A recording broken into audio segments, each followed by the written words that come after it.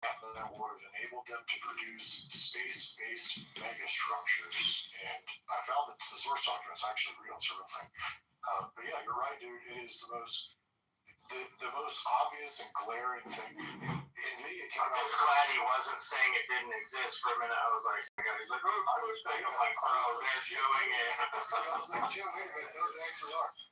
But the crazy thing about it is, we rewind back through time. This conversation's been going on for a long time, and they're looking at trying to harvest more energy from the sun by solar or whatever it is, and then the argument comes out that, in a vacuum, it's technically easier to heat or cool.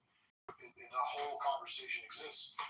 But like 3-4 weeks ago, like I was getting to, NVIDIA had acknowledged one of the posts that I had propagated and contributed to, as well as a couple others, the fin twit, if you will.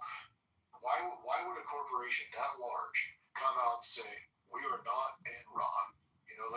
But their business practices clearly indicate that their revenue models are circular and they operate on 12-month forward projection, which are being accused of being like Enron. Yeah, because they are. The whole thing is money laundering. It's a giant circular model of like left pocket to right pocket to this dude's left pocket to that. They even marry dudes so that they can enjoy the fringe tax benefits. Like, it's the most ridiculous thing I've ever seen in my life. But they're not lying because they're not named Enron, so there's that. Yeah, they're NVIDIA with an EN. Like, come on.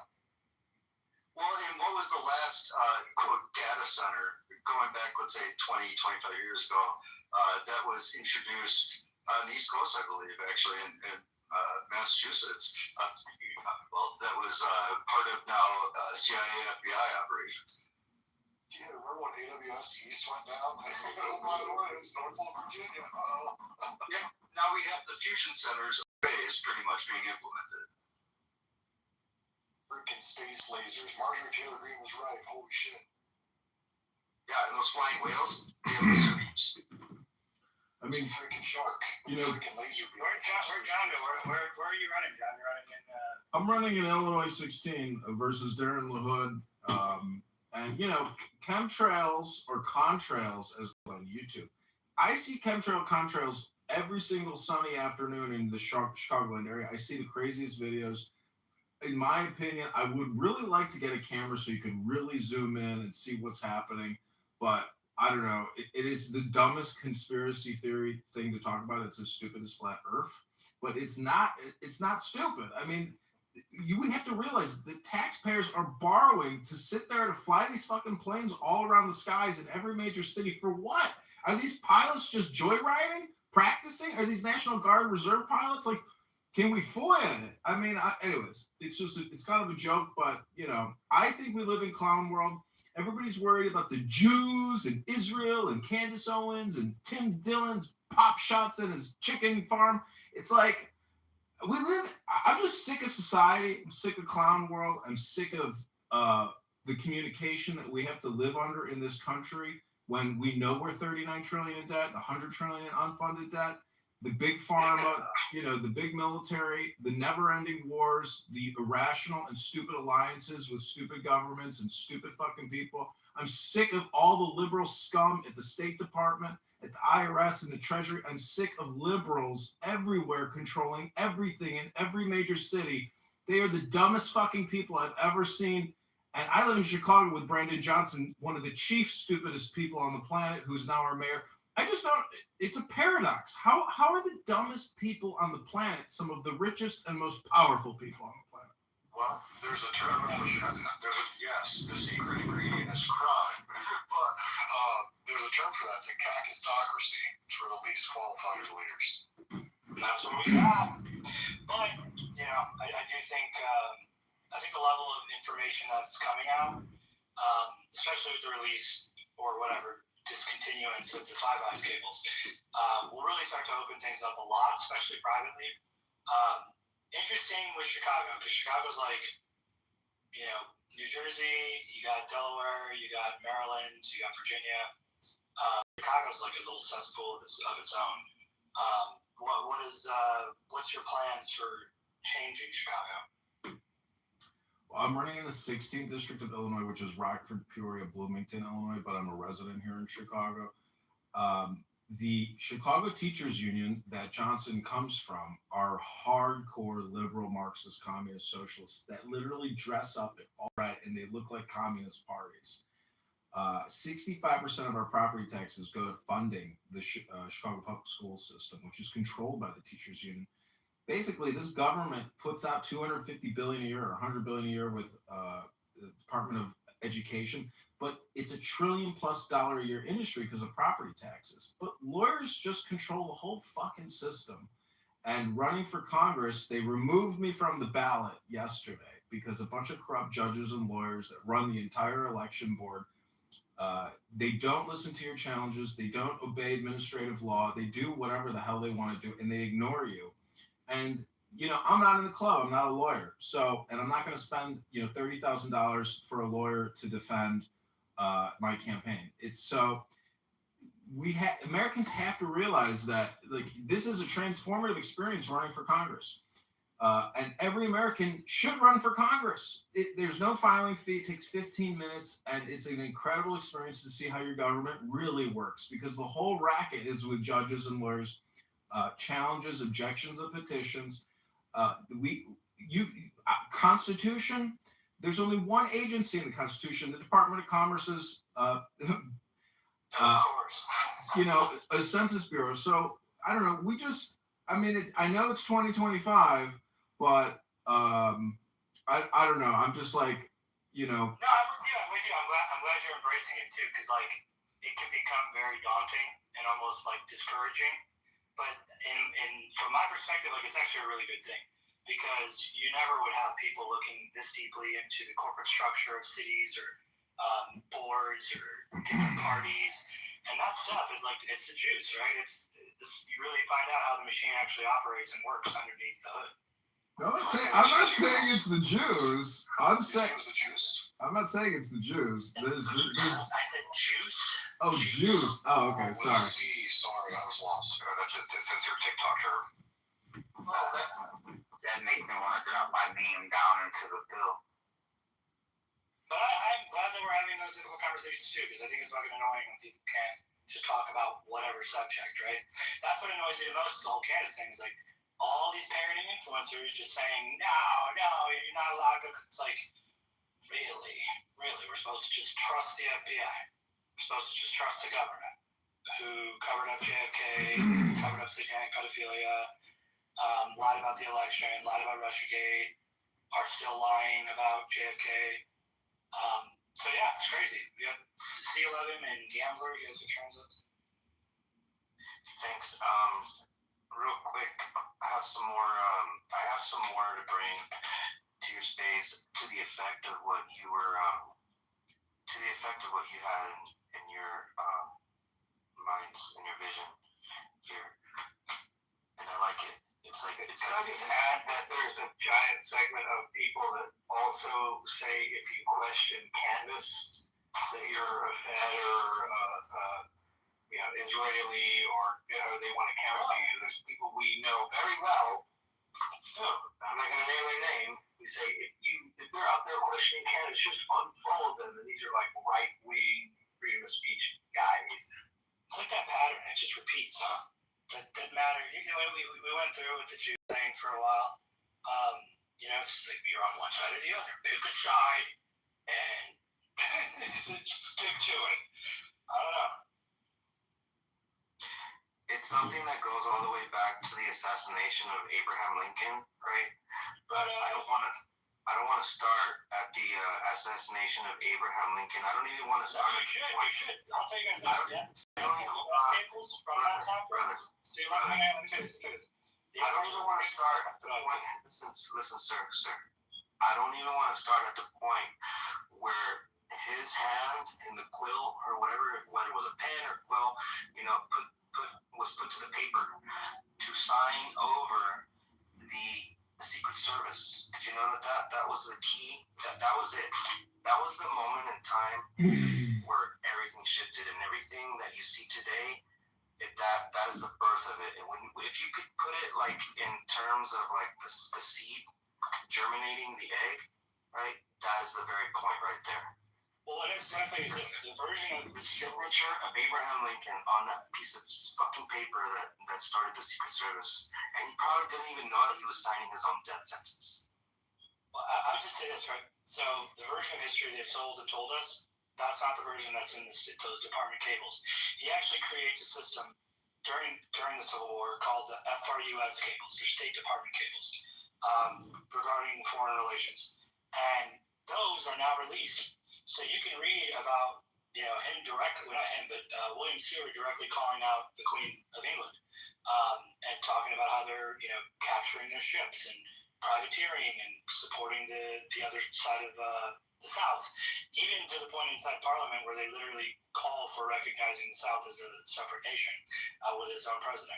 So I would just say this, like, the version of history that we have is so far from what the actual source files show, and I would just encourage you to read those because they haven't been accessible, and for some reason they are now. So this is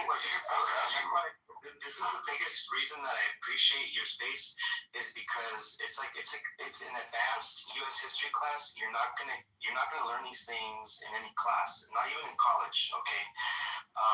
The point I wanted to start at, I just mentioned Lincoln because that was a significant assassination, right? But that was just it was just the beginning. It was just like, okay, so they have the power to do that, and so for the longest time, it didn't rear its head again until JFK really truly like in a really big way, and then it's just been rampant ever since. But to understand what I'm talking about, here is a bullet point. I have bullet points. From the 1830s to the 1890s, this period of time, European banking dynasties, the Rothschild, the Warburg, the Schiff, the Baring, plus American robber baron houses, Morgan, Rockefeller, Kuhn-Leib, I don't know how to spell that. Kuhn-Loeb, all right. So you know this material. Consolidate transatlantic finance. That is a bullet point I want to bring. Interesting term there, right? Transatlantic finance. Wasn't Wells Fargo transmitting on telegraph or transatlantic cables? They all have to. But we don't own those cables. That's the crux of the issue. It always been the crux of the issue. So yeah, with the history, especially these documents, it's like you're revisiting history, but you're finding the accurate version of it. And that's why my thing is like go directly to the source, go directly to the archive, and always press to check foreign archives, foreign languages. Like when I do research now, I'll research in like 10 different languages because you would be surprised what like pamphlets in an archive somewhere will tell you about a royal charter or the corporate structure of governance. It's very interesting. Michael, as I say, can you do like a primer on how to access the various archives for research? Hell yes. That could be like one of my, I would say, probably first or second episode, 100%. It's so interesting. Like, for some reason, right, again, I can't put my finger on it. It probably has to do with Erickson News Star. But the case files, especially from 2014, but the privatized records that were backdoored through MIT, I mean, you're talking about, like, not the hypothetical version of history for the Titanic. You can actually look up every investor, every insurer that was involved, the people that were involved, the cases that were involved. And this might sound boring to most people, but... Well, that just ties it up. Doesn't RMS mean the Royal Manship? Yeah! Which makes it infrastructure owned by the king. What about White Star Alliance and all of that? Yeah, White Star Line comes too. Basically, Morgan comes in and marries his daughter to Charles Francis Adams III, who they claim is descendant of the President John Quincy Adams and the Adams family. But from my research, I'm finding that there's a major discrepancy in the corporate boards that they claim that these individuals were on. And I pulled all their records, all their property records, all their corporate records, and that was what started this whole rat race way back when, like 2017 and 18 when I got cancer. And so, you know, there's a version of history that they told us, and then there's the version that the files actually show. And I think the version that the files actually show is way more fascinating. And so it sucks because it's like, oh my God, we've been lied to. But it's not that bad because in reality you can actually find the source truth and then compare and contrast it. So I think revisiting Lincoln is fucking amazing because he straight up calls out, the Queen specifically. He's like, you're privateering. You're literally disabling our ability to conduct commerce. And then you parse that with like, okay, if I'm looking at a story and it involves German royal family, the British royal family, the Rothschilds, right? So you want to look in all the places they did business, and then all the languages where those corporate records would be stored or filed, and you put that in the prompt, specifically saying, I want you to check all these different archives. And I don't know, maybe it's like I've just mind warped my AI to like do this so often that it's just doing it on the regular. But yeah, we've got access to archives that we didn't before. Like I said, the secret Five Eyes agreement, that's made between FDR and he also creates FBI SIS, he creates OSS, and that secret treaty has never been online. And found it, along with 555 other documents that will tell you the complete signals intelligence history of the Five Eyes agreement and the secret aspects of it. So to me, it's fascinating. Probably to most other people, it's not that fascinating. But you can think about the East Wing of the White House, where first, under FDR, he builds a private room, and it's like a collaborative trust. It's really a bunker, and that's where that was, where its power source was. So I know that the fact that I'm staring at these files and I'm checking the Wayback Machine, I'm checking internet history to see, has this file ever been on the public front-facing internet? And it's showing me no, it's not. So that's all out there, and I think that changes the game a lot. Does it cause us to have a slight bit of dependence on Israel? Yes. But I genuinely think that Israel will be reformed, the UK will be reformed, and the United States will be reformed. Because we're just too captured. This is America. Gotcha. Look at you flipping on. Look at you flipping on. I think it's important to note, like, as far as ownership claims of different departments too. I think it was mentioned Lincoln and Secret Service. But what isn't really well talked about is that Washington unofficially created his own form of a Secret Service agency. And this is what, in part, was crossing the Delaware sort of thing, and spies and coming around to the backside and conquering and so on and so forth. But with Lincoln, it's kind of that history shift too, because if you look into the Pinkertons, there's a bit more to do with like modern day sort of I guess police force and intelligence and the Secret Service apparatus is kind of modeled off of, which, interestingly enough, has to do with railroads, ship areas, and land, connecting to the sea, and how that plays a role into things. Because it all obviously goes back to the British.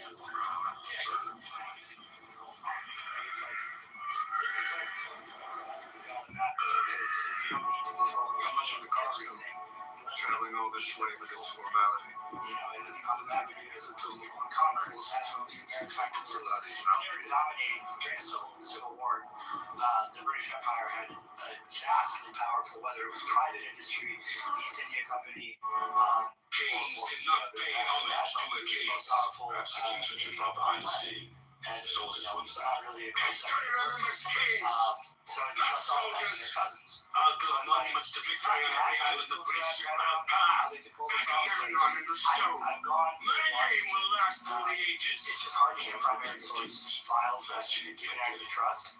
But with these FRUS tables, I'm talking about something Lincoln created itself, and a month before Lincoln gets assassinated, he also forms through No argument with brothers, but if you don't research, you'll never see them again. So he saw, I imagine he saw the Southern District of New York, which is literally nicknamed the Sovereign. Too many people have died today. market, a royal sales course. It's literal on that land. So, it's one of those things where like a month or two after somebody in Eastern District of New York is formed, isn't it funny? He gets assassinated. So yeah, really interesting. All this stuff is stuff that we not only will revisit, but can revisit.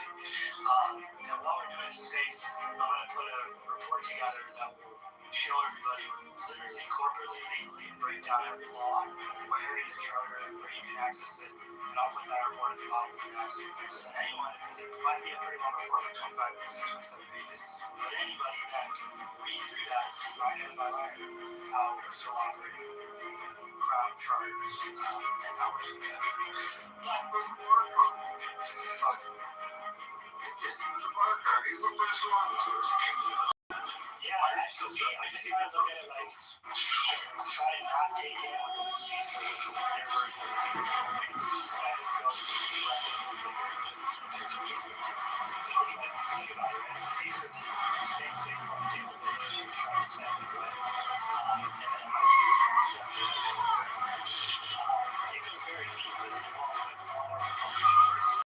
research, private court records, handing it down, like the time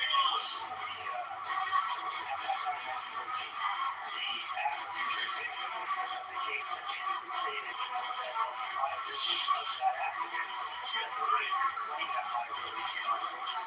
And that's what happened pretty much. That's a big deal because it happens in international waters. That's a huge deal, and people need to understand why that's. It's thing too now, right? Because the educational land that the state's held up, all 16 to 50,000 acres per state is under educational land. Where do you think that goes? It goes right to the universities, right? So it's all tied in. Yeah, they call it public transit. It's like taking the history of a person and, making it a legal fiction and then telling Haven't seen an older man with you can tell the papers, right? If you have national archives, you don't do that anymore. And starting that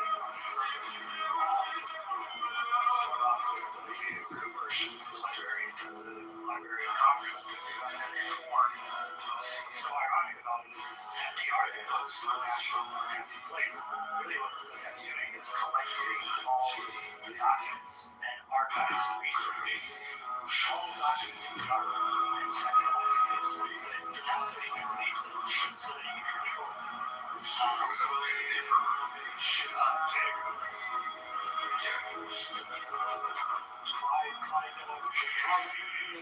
on, let me take it from here.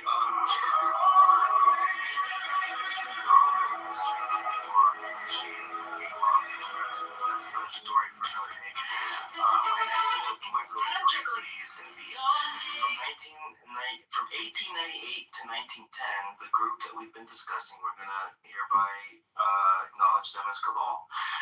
From 1898 to 1910, the same group crushes populist free silver movement, makes competing private currency, and begins drafting Why do you central post bank every day when you barely get 100 likes? 100 likes is the beginning of why they watch things like Titanic. That may seem small to you, But motivate thank you for letting I know my audience is out there, and when they find me, they will support me. Why do you post? Fun, man, revisiting history. It's like, and I think it's right.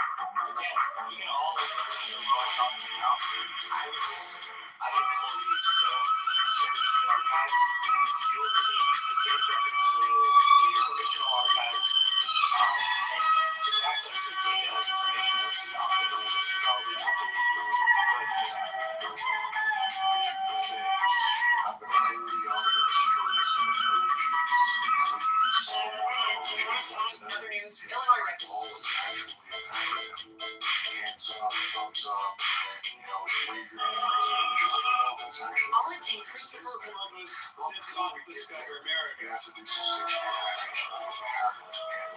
How you can discover a place where the inhabitants are watching you arrive from the shore. There are actually many other mariners before Columbus that discovered America. So decades earlier, even earlier, many of these pre-Columbian realize explorers like some of might the have come OG to spaces, Africa like back when out the that platform Columbus first himself started. was aware that African mariners had preceded him. In his diary of his second voyage, Columbus tells about how the natives of Hispaniola actually had given him gold and metal spearheads that they said were brought by black-skinned people who had come in large boats from the south and southeast. Coincidence? I think not. No. Christopher Columbus did not discover America. How you can discover a place where the inhabitants are watching you arrive from the shore. There are actually many other mariners before Columbus. Officially installed bureaucracy that has raises money and does all that money for them. And who is treated the professional scapegoats. So that's the situation actually. And that's why Candace and the whole situation is important to understand, because their relationship to this group is very important to understand. So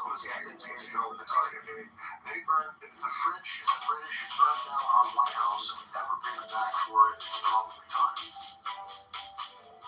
So, based off if we're going to start talking about professional scapegoats, are we going to talk about the reasons tonight? Well, yeah, I actually share some material right there. What a Masonic can do at the top level. Do you want to create your own? They call them the dark arts. I will call them the dark arts.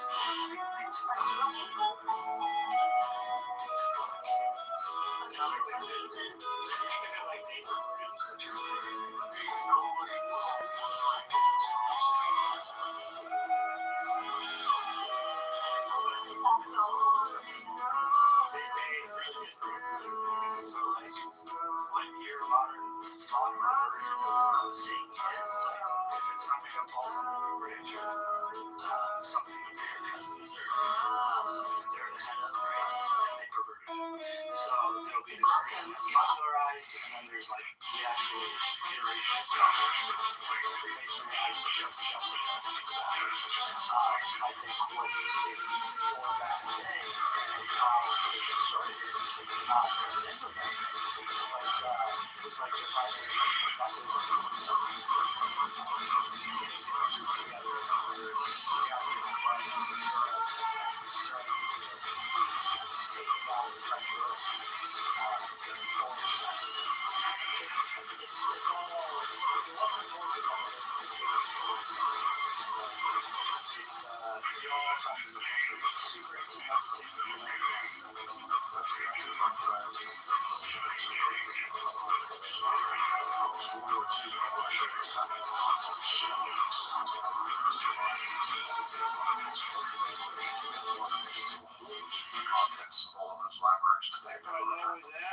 They also, Russia also, there was the American Russian company, which How much bigger you gonna get? but Russia Yes, is little like man's our little man with his- water and so forth. But that Joker right here is 800 pounds.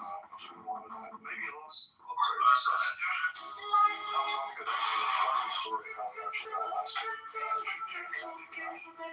Rabbit holes. So I do want to invite anybody that wants to speak, ask questions, wants to talk about Candace, wants to talk about how crazy the world we're living in is.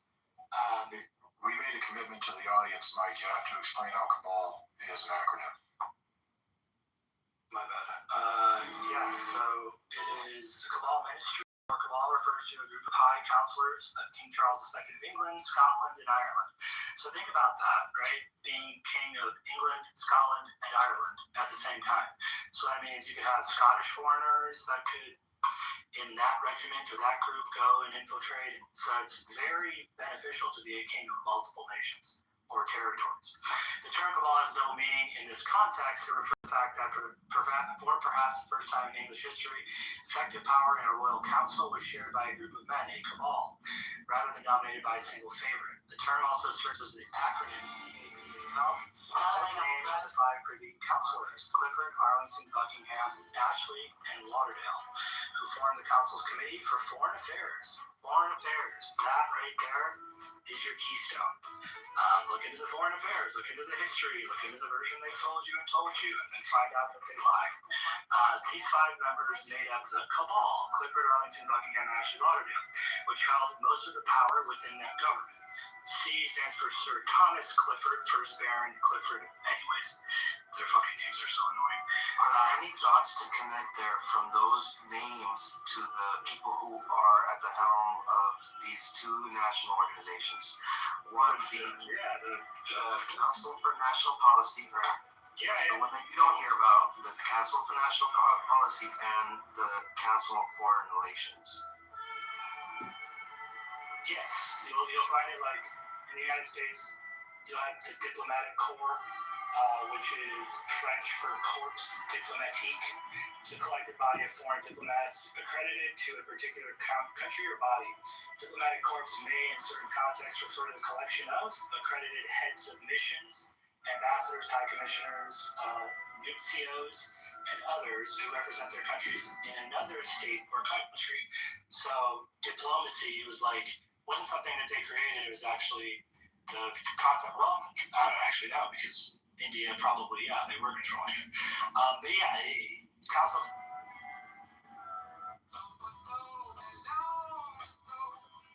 appear as if they're the heroes and they're, saving people from tyranny, when in reality they're the terrorists. And they're just limiting their liability by having a group of nations say, we're all coming together in the unified defense of each other, even though that makes no sense. So I should like to ask some questions now of a gentleman by the name of, he's a governor right now in Florida, last name DeSantis. Yeah. You asking me about him or what? No, this is something that I believe that he might have some insight on. These questions, these very questions, right? The ones where. Hey, Governor DeSantis, I got you on the telephone. I got somebody named C11 that wants to talk to you on X Spaces right now. Can you take a question, Governor? I might go out of run, but thanks for holding the space. It's been great. For sure. Hey, can I just say something, Michael? When you said their names are annoying, embrace it. Embrace it. Jean-Michel Strogno and Pierre Xavier Boussard and all these, this is how you build the intrigue. Yeah, just embrace it, man. The French names, the foreign names, the third, the fourth, the fifth. By the way, you're really laying it out great tonight. I'm actually really getting intrigued. I'm like, oh my god, now I'm gonna have to listen to episode or season 1 of great. I'll really get into it. Seriously, bro, you're breaking it down. The French, Did you know how hard it is to keep this dude on the rails? Come on. impossible. But I did, where I do the most interesting work is when I'm researching and I don't have to put on any sort of front. I can just talk about stuff. I really do know. That's what I'm trying to say. Yeah, I know. He's crushing it tonight. It's understandable. So I'll read the French Foreign Legion post because everyone's like, French Foreign Legion, French Foreign Legion. What is the French Foreign Legion? Well, I'll tell you guys. Frederick Vsauce for a cool guy match. Vsauce has been guiding them pretty well. Well done, Vsauce. You ready for this, DGK? So, Mike, how many teeth do you have to qualify to be in the French Foreign Legion? 4, which goes back to the 4 original unified nations that formed the French Foreign Legion, because it's comprised of foreigners, meaning not French. So I'll have to put this in the top of the notes. But so the French Foreign Legion was literally born directly out of the same royal bloodlines that rule the world today. In 1831, it wasn't some edgy Republican general who created the Legion. It was the French King Louis Philippe I, head of the House of Orleans, signing a royal ordinance to raise a corps of foreigners to fight France's dirty colonial war in Algeria. So French citizens didn't have to do it. That's the origin story. A royal foreign mercenary army built to project power while keeping political damage low at home. Here's the part that the history books often leave out. That same king's daughter, Princess Louise d'Orleans, marries Leopold I. That's the head of house of the Saxe-Coburg-Gotha. He's a prince. He becomes the first king of the Belgians, making her the queen of the Belgians. And so marrying French nobility into the German-British house of Saxe-Coburg-Gotha. So the queen is the nobility into the bloodline, the German house of Saxe-Coburg. Their descendants, Leopold II, the king who turns the Congo Free State into his private extraction colony, Carlota of Belgium, Empress of Mexico, in a French-backed imperial project. Now plug in Queen Victoria and the rest of Europe. Leopold I of Belgium is the uncle and mentor of Queen Victoria. Victoria marries her own Saxe-Coburg cousin, Prince Albert, fusing the British throne with the German one, into the same German Coburg web. Their children and grandchildren marry onto almost every major European throne. United Kingdom, Windsor's rebrand in 1917, but the bloodline, that's what matters. Bloodline is still Saxe-Coburg-Gotha. Belgium, Leopold line, they actually take over the brand of Saxe-Coburg-Gotha once the British relinquish it. And Belgium is based on Napoleonic Code. It's influenced from Napoleonic Code. So their declarations and all that are written in French. Spain is the Bourbon line tied into the wider Victoria-Coburg-Gotha network. Scandinavia and the Low Countries, royal houses in Norway, Sweden, Denmark, Netherlands, Luxembourg, all plug into this network of bloodline families. So you've got one royal complex creating the French Foreign Legion to wage colonial wars with foreign bodies, and marrying into Saxe-Coburg-Victoria network that ends up ruling the UK, Belgium, Congo, Mexico, Bulgaria, Brazil. Even they marry into the Russian throne, and Germany. Kaiser Wilhelm is the descendant of Queen Victoria. So the people who all fought World War I, they're all royal noble cousins and family. Hey, Mike. Yeah. Two things, interject and add context. First, have any of you ever heard the phrase "symbolism will be their downfall"? Has anyone ever heard that phrase used in context ever? Show of hands, emojis, fart noises, something. Okay. To tie this together, real quick exercise for the audience. Go Google the state flag of Louisiana and tell me what's in the corner of the flag. Okay, I'll give you like 5 seconds. I don't know if it's their state flag. It's on the flag. The Masonic symbol. It's the Union Jack. But also, what else happened in 1917, Mike? 1917? A lot of shit. Yeah, like the Austrian nobility having their titles stripped, and they were only allowed to maintain state. Oh, I'm sorry, shit, I was wrong. But hey, now you guys get to laugh at me, and you won't forget it. Look at that, 1919. That's a really important point because, right, Germany is this duchy. It's a country that's a group that's made up of different sovereigns that are sitting on the thrones of their own little county or jurisdiction.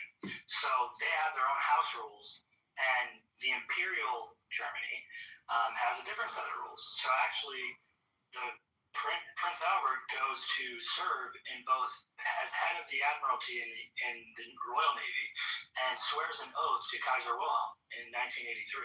So it's like, 1883, not 1983. So, it's the same royal families that are running point. But to finish up the post, it's the French Foreign Legion isn't just a romantic band of outcasts. It's a royal instrument born on a king's signature, wired into the same dynastic web that carved up Algeria, Congo, Mexico, and half of the 19th century world, and whose countries still wear crowns across Europe. Foreign soldiers, royal commands, same families, same empires, different countries, different uniforms, one royal bloodline. So, and you can literally see it right there on the two houses and the crests. The symbolism is right there, right in your face. And it all means stuff to these people, but to us, we're like, fuck off. We thought we had it since 1776. Now, that had anything to do with Candace? Mm-hmm. And when she says that the French Foreign Legion's after her, right? And that to DuPont's, Wilmington, Delaware, it's absolutely plausible. And not only absolutely plausible, the way she's talking about it is exactly how they do it. So, sure, to the average person, it sounds fucking crazy, but to the average person, they're trusting the FBI. Mike, what about she shifted, wasn't it yesterday? It's to not the DuPonts, to some other PR dude? Yeah, all the Ukrainian, Israeli.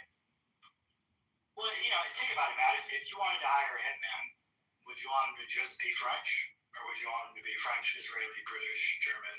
Throw it in the mouth. What I'm saying is I actually, when she first said the guy's name was Pierre and he's a rich guy, and the whole thing started with she heard that there was a donor named Pierre, and there's a Pierre, and he's a DuPont, and her friends were like, hey, you caught that, it's DuPont, and blah, blah, blah. And she was like, oh my God, it's Pierre DuPont, it's Pierre DuPont. My good friend Luke. Welcome to JDS Segregation Services with your friend Music. I'm in the next space. It's called Ace Candace Owens Over the Target. She says DuPont for some reason. DuPont. If I had a legitimate hit on my life, and I get 7 emails telling me this Ukrainian mercenary, sounds like, with a fake name, shows up down the street, they'd probably scare the shit out of me too, and I'd probably stop talking about the DuPonts and put all the focus on this guy. So now she's changing the narrative because she's scared. So now we can't trust her. Oh, I don't know. Listen, I know, I love your thing, but I know that you have your. I just really do believe if someone wanted Charlie taken care of, they would call a black ops guy who was a trusted operator, and they would just send him a picture, and they would just say, get it done. It wouldn't be hundreds of people involved. But do you think it'd be a good thing to do now, though? What also consider the fact, sure, it could have been hundreds of people, but over the course of 16 years, how many people would have had to have actively collaborated, worked with the stated intent to, and still somehow managed to maintain secrecy of the JFK assassination? Every country you can think of. No, the thing would have been that it was taken care of, and then certain people in the higher ups decided to keep it on hush-hush because it would make CIA look bad. But really, it could have been one CIA commander made a call, maybe 1 or 2 people involved. And, I just thought, and keep in mind, this is the president of the United States. Charlie Kirk, I know people said he was going to run for president. Honestly, I don't think he would have become president. I do think he had the ear of the youth, but I don't think he really rose to the level of an international leader who was about to shut down the Federal Reserve and create banknotes and destroy and shatter the FBI into 1,000 pieces. I just really think if it was McCaw's penis, they would have just made a call to a friend and they would have had a guy take care of business. This is not something that would be that hard to do. They could have taken him out in San Diego when me and Luke were there. They had the exact same opportunity. It didn't have to be that moment. It didn't have to be that day. They could have just followed for a while, waited, took the shot. Simple as that. So you're saying they made a show of it on purpose? I'm sorry, what's that? You're saying they made a show of it on purpose, you think? Yeah, I'm gonna say for him. I definitely think they wanted to shoot him, on purpose, but they could have shot him in San Diego. Ask Luke. Where we were in San Diego, there was people on the roofs. I remember saying to Luke, I'm like, are those our guys or their guys? Who's on the roof? Yeah, but and it was multiple windows. It would have been just as easy in San Diego, and he was on TV, and it could have happened anywhere, anytime, on any of these campuses. Any operator could have just followed him for a couple of times and went, this is my time, I'm taking the shot. Done. Yeah, but it wasn't opportune at that moment because he was still I call him Charlie Cock at the time because he was fully in the back pocket of it. Sure, but I just don't think it needs hundreds of people to sit down and say, okay, he crossed the line. Did he cross the line? Call the homeboy, call the French. He crossed the line. He did this. Call the Egyptians. Tell them to rent a hangar. Follow the fucking Candace around for a few years. Have them stalk her here. Have them do this. Send in these guys. Send in those guys. Cover this. It's like so many people involved. I just think the larger and larger it gets, the less plausible it gets. That's all. Well, I don't think we're going to get answers from our government because we're incapacitated. We can't get answers. JFK, MLK, Malcolm X, RFK,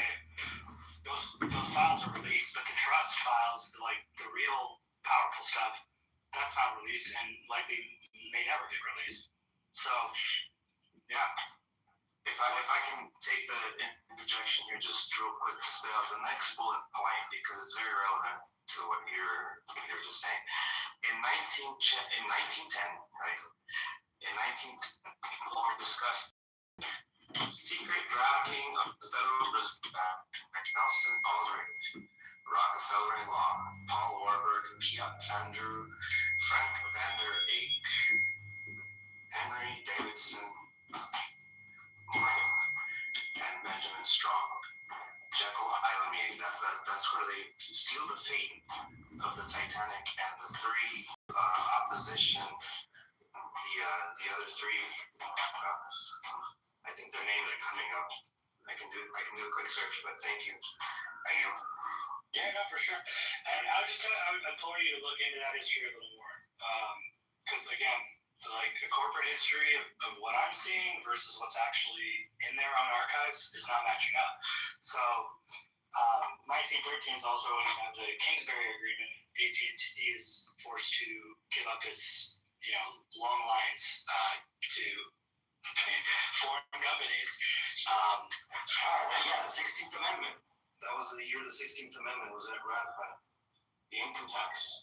So now you know why they had to do that. So, to make sure that money was going to go where it's supposed to. I did have to agree with you, though, Michael, on the whole foreign legion thing. It's kind of, people might think that sounds weird, but if you put it in the perspective of just modern day contractors, the so-called contractor, the federal government and the military, whenever they want to run ops that they don't want to get, like, something goes wrong, they don't want to be like, oh, that was our guy. If something goes wrong, they just go, yeah, we fired those guys. We're not using those guys anymore. Exactly. Now your command doesn't go all the way up.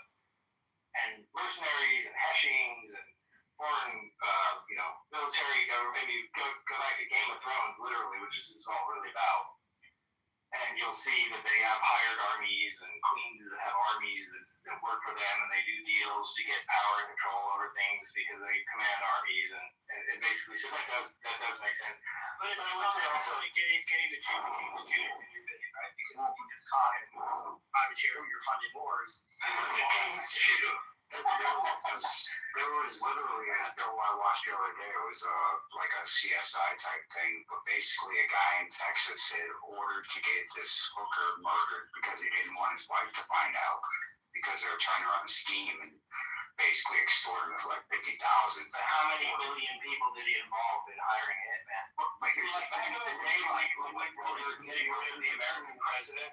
He went to a privatized group, right? And so that privatized group didn't have just one person go. They had multiple people that ended up going. So, who knows where that information or who they're passing it to that could potentially spread to be more than 2, 3, 4, 5, 6 people. Back in the day when the JFK, before the internet, before the cell phone, before everyone had a camera on them, before everybody was a journalist, before anyone could disseminate information, sure, guys with cigars could sit around and be like, I think he's done, or we can't deal with this anymore, I like the deal, make the call. And yeah, they may have talked about it because they all were, and also they were infiltrated by a bunch of foreigners and stuff like that. They were good old boys and they got the job done and they decided to cross the line. It was like a mafia. But nowadays, everyone knows, like, the more people you involve in a conspiracy like this, once you involve the number of people that Candace has involved in this, there's no way someone hasn't blown the whistle or spilled the beans or doesn't have the info. There's just, once you get up to hundreds of people, it's just not plausible. Yeah, you can look at it both ways. I think that the fact that we have the conversation is like the most important thing, right? Like we don't have to agree on everything. I don't agree with everything Candace says. But I just think she's pointing the needle in the direction that will allow more people to understand how this has worked historically, and the deeper power structures that still capture and control our corporate, private, education, all those things. But we'll go to Marie. I agree. I just fear that she's going to take people away from the crime scene and from the actual facts of the case and just spiraling off into who owns hangers and planes landed at. It's just when the case does play out, right? Are you going to trust the Tyler Robinson narrative or anything that the court tells us? I mean, have you been following me? I've made multiple videos about it not being Tyler Robinson. Multiple videos about all the multiple. So where do you go then? Like, if you are Candace? Well, I'll tell you what you do is she has enough people. She can have a protest around UVU or around any of these agencies and say, we demand these photographs. We demand this. We demand that there be no plea bargain. I mean, you got Bannon saying there isn't going to be a trial. There's going to be no rematch. I mean, there has to be. The American people absolutely must demand that there be a trial. Because if they have the weapon, they have the gun, they have the pictures, and all the things they say they actually have, then it's case closed. And the idea of giving him some, oh, if he really is the guy, then why would you go, we don't want to go too hard on him? We demand to see the evidence. We demand to see that. We demand to see the cameras. We demand to get him off. If it really isn't him, number one thing is get him off. Because the minute they convict him, then the people can go along just like JFK forever and ever arguing about the facts. But once the actual physical apparatus has pinned it on a certain person, then for all intents and purposes, the case is closed. So if you can prove it isn't him, demand to talk to him, demand to speak to the guy, demand to ask what he has to say. Why can he not talk to the people? Why can't he talk to the public? Does he have rights? Is he an American citizen? Why can't we have a fund for his legal fund? Like, these are things that we could be doing to actually get to the bottom instead of spiraling out into an infinite number of fractalized concepts that are weird but not actually getting to the root of the problem. Because they're running out the clock, Matt. That's the real answer. And I agree getting to the bottom of it, but if we do it in the form of seeking emotional justice before objective justice, we're going to wind up in the exact same spot in points of history that we've been before. So my thought on this, and I'm sorry to interrupt, but I think both of you are right. And I don't think that anybody was fully right at the same time. I think that we're in a situation where if we're looking at the kings of propaganda that have come through the British and Israel and different things, they're very good at playing both sides and feeding. Why can't the people talk to Tyler Robinson? Why can't we talk to him? Why can't nobody talk to him? How come there's no word? Well, and it's like Patsy, no worry, I'll let you go. I'm not sorry, but every one of these Aurora shootings, this shooting, that shooting, they basically have these guys drugged up. They come out with red hair and they have a blanked out stare by the time they come out. This guy was an honorable student. Like, he should be able to speak. You're actually proving my point. You're proving my point. A lot of this is to stimulate the seeking of emotional justice so that the public its mind one direction or another, and then they'll switch hats and start feeding the other side. This happened all through Weimar Germany, up into Nazi Germany, through World War II. It's happening now in Portland, Oregon. That's probably the greatest example I can give. ICE, the National Guard, go up there and they start removing the homeless, and then everything kind of disappears. And a week later, there's people wearing MAGA gear and MAGA hats, except they still have the tactical helmets with the GoPros, and they're, quote, now suddenly helping ICE and National Guard round up the homeless and the immigrants, and ICE and National Guard are telling them to go home. That's Antifa. And Antifa, since 1897, has been the driver for these elites, for the British, for the Bolsheviks, for Israel, and they've been paid to play both sides.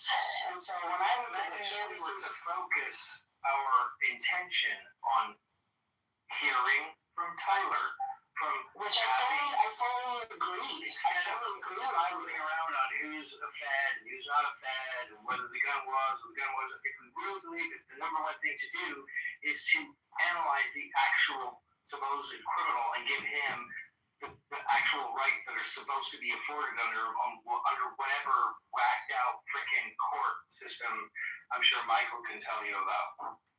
I'm like 94% convinced that he doesn't even exist. So like, that's. I agree with Matt's point. Like logically, and Matt, you seem like a very objective person, right? And that's really the big difference between what we're dealing with the right and the left, or the red and the blue, is we have a certain mass that's very subjective. They're going to react emotionally. It's going to be about how they feel. And then you have people that are like, well, these are my feelings, but my feelings don't come first. I want the objective facts. And that you seem very objective. So to have people in that pool, they're like, let's just talk to them and let us use our discernment, or let them have a voice so that we can get rid of this. That would be an ideal thing. The problem is, because of propaganda and the way that they have created wars, like we go back to the Civil War and Abraham Lincoln, the British were supplying the South at the same time forcing the end of slavery, because they wanted to bring us to our knees. They had an 87-year-old grudge at that point. How we focus our intention on it's the amount of energy we put into whether it was a 30-06 or whether Candace is a fan or Ian's a fan or Nick's a fan. If we were all to say, like, we want to get to the bottom of this, and no offense, if you want to talk about emotional things, I don't know which side you are on the. I'm not even. I'm like hardcore objective. I want the facts. So but I look at these people. I feel. Oh yeah. Feel 99.9% of the time is I feel this and I think that, and it makes me feel I'm not happy. And I'm So the way I look at it, why do we deal with shit? Focus the way I look on at the it. problem is it gets to the bottom. If I may, the way I look at it is there's a couple of options. Humanity has been trained to respond this way almost systematically. So one of the options, whether I believe it's effective or not, it is proven if you saturate. If you saturate, propaganda has a very hard time to continue to exist. And I tend to think, and this is a subjective, I tend to think that that's where we're at in this position, is that saturation is going to cause people to be more objective and to be more like-minded like you or like me. I really don't care about how it makes me feel. I just want the fucking facts. I don't want the propaganda. I don't want the runaround. But the only way that I can go and see that was to kind of pull back and say, where are they playing both sides? And what they wait for is emotional justice. And so if you think about the reaction to Charlie Kirk's death, it was, especially for the youth, there was a huge drive initially for this large emotional justice seeking. By their playbook, they could have had us by the balls. There wasn't anyone willing to question anything. They wanted his head. And so I get the point of the frustration of like the people that don't need that, who just want the objective facts. But I also get the point that if you're going to decrease that emotional justice, one of the effective ways is to do it through information saturation. That can actually cause discernment and focus saturation. Focus saturation. Yes, I agree. Let's get the cameras. Let's hear the facts. We need to have the trials instead of Tyler around. We just took those three things. So talk to Tyler, get the cameras, and I forget what the third one was, but basically, go to the scene of the crime, get the actual physical evidence, talk to Tyler, get the cameras, and just get to the basics. Now is how you're very appropriately focused on the topics that we've got posted on the space about it being, what happened with Charlie Kirk and Candace Owens' perspective and everything. But what I don't think you're hearing is that Marie is bringing a higher level of abstraction. It's not about any one given topic. It's not about the Charlie Kirk assassination. I'm going to leave here in a second, but she's saying we need to get over the emotional thing. But then at the same time, she's being emotional. I'm just saying focus, and we'll get it done. And you are trying to get through your own framework. Wasting our time. You're characterize things through your own framework, and this is going to be appropriate for anybody, whether it's in this space, whether it's in a conversation with somebody in line at Starbucks or at church, wherever it is, what we have been programmed into collectively is viewing things through a certain lens, a certain framework, and it does not allow for the perspective of others or the possibility of additional information, whether that is from history that has been forgotten and rewritten, whether that is from information that used to be scientific and is now considered to be satanic, whether it is, fill in the blank. And so what I think we need to come back to and remember above all is that your perception is valuable, and it is not a matter of is something emotional or something objective. You have to recognize that there is a balance in all of that. And I think, Marie, that's more what you were getting at, if I heard you correctly. Yeah, and it really, as long as we're the pendulum, our perception is the prize. They are constantly looking to control our perception. And we want to name the cabal, which Michael Corey and Jesus did amazing. I mean, the digging on the British and the royalties and the crown is just phenomenal out of these two continuously. But, okay, well, let's go find them. So, what I'm saying is they are very efficient. They don't really, they have an idea of which way they want to turn out. Both sides. They'll capitalize on both sides because the goal ultimately is just like the American Civil War, is for us to just destroy ourselves for their benefit. And as long as we Here's a fun fact. So speaking of the Civil War, Mike and I were digging in the other day. Just so happens that the South didn't adopt the penal colony in the same way that the English used it. However, they did sublet out or sublease out labor that was withheld within institutions. So they would actually take prisoners and then sell their labor out to the other market. And that was one of the largest threats to the North market because they had access to low-cost labor and volume because they had so many prisoners. What you got, buddy? Marie, we'll jump back in just a second. Gamblers like throwing gang signs and stuff at me. You've been waiting forever. No, I take a look at all this and I just think of this all as diversion. And I understand it is important, but we're elected by the people, or we should be. And clearly, right now, our elected officials don't work for us. We all can see that. We all understand that. And I could go in and explain, and you could take a look at any election that has a vote by mail system. At the end of every election, they adjudicate the ballots, and they fix every ballot that is in the wrong ballot style. That is what you see in all the Dominion machines and all that.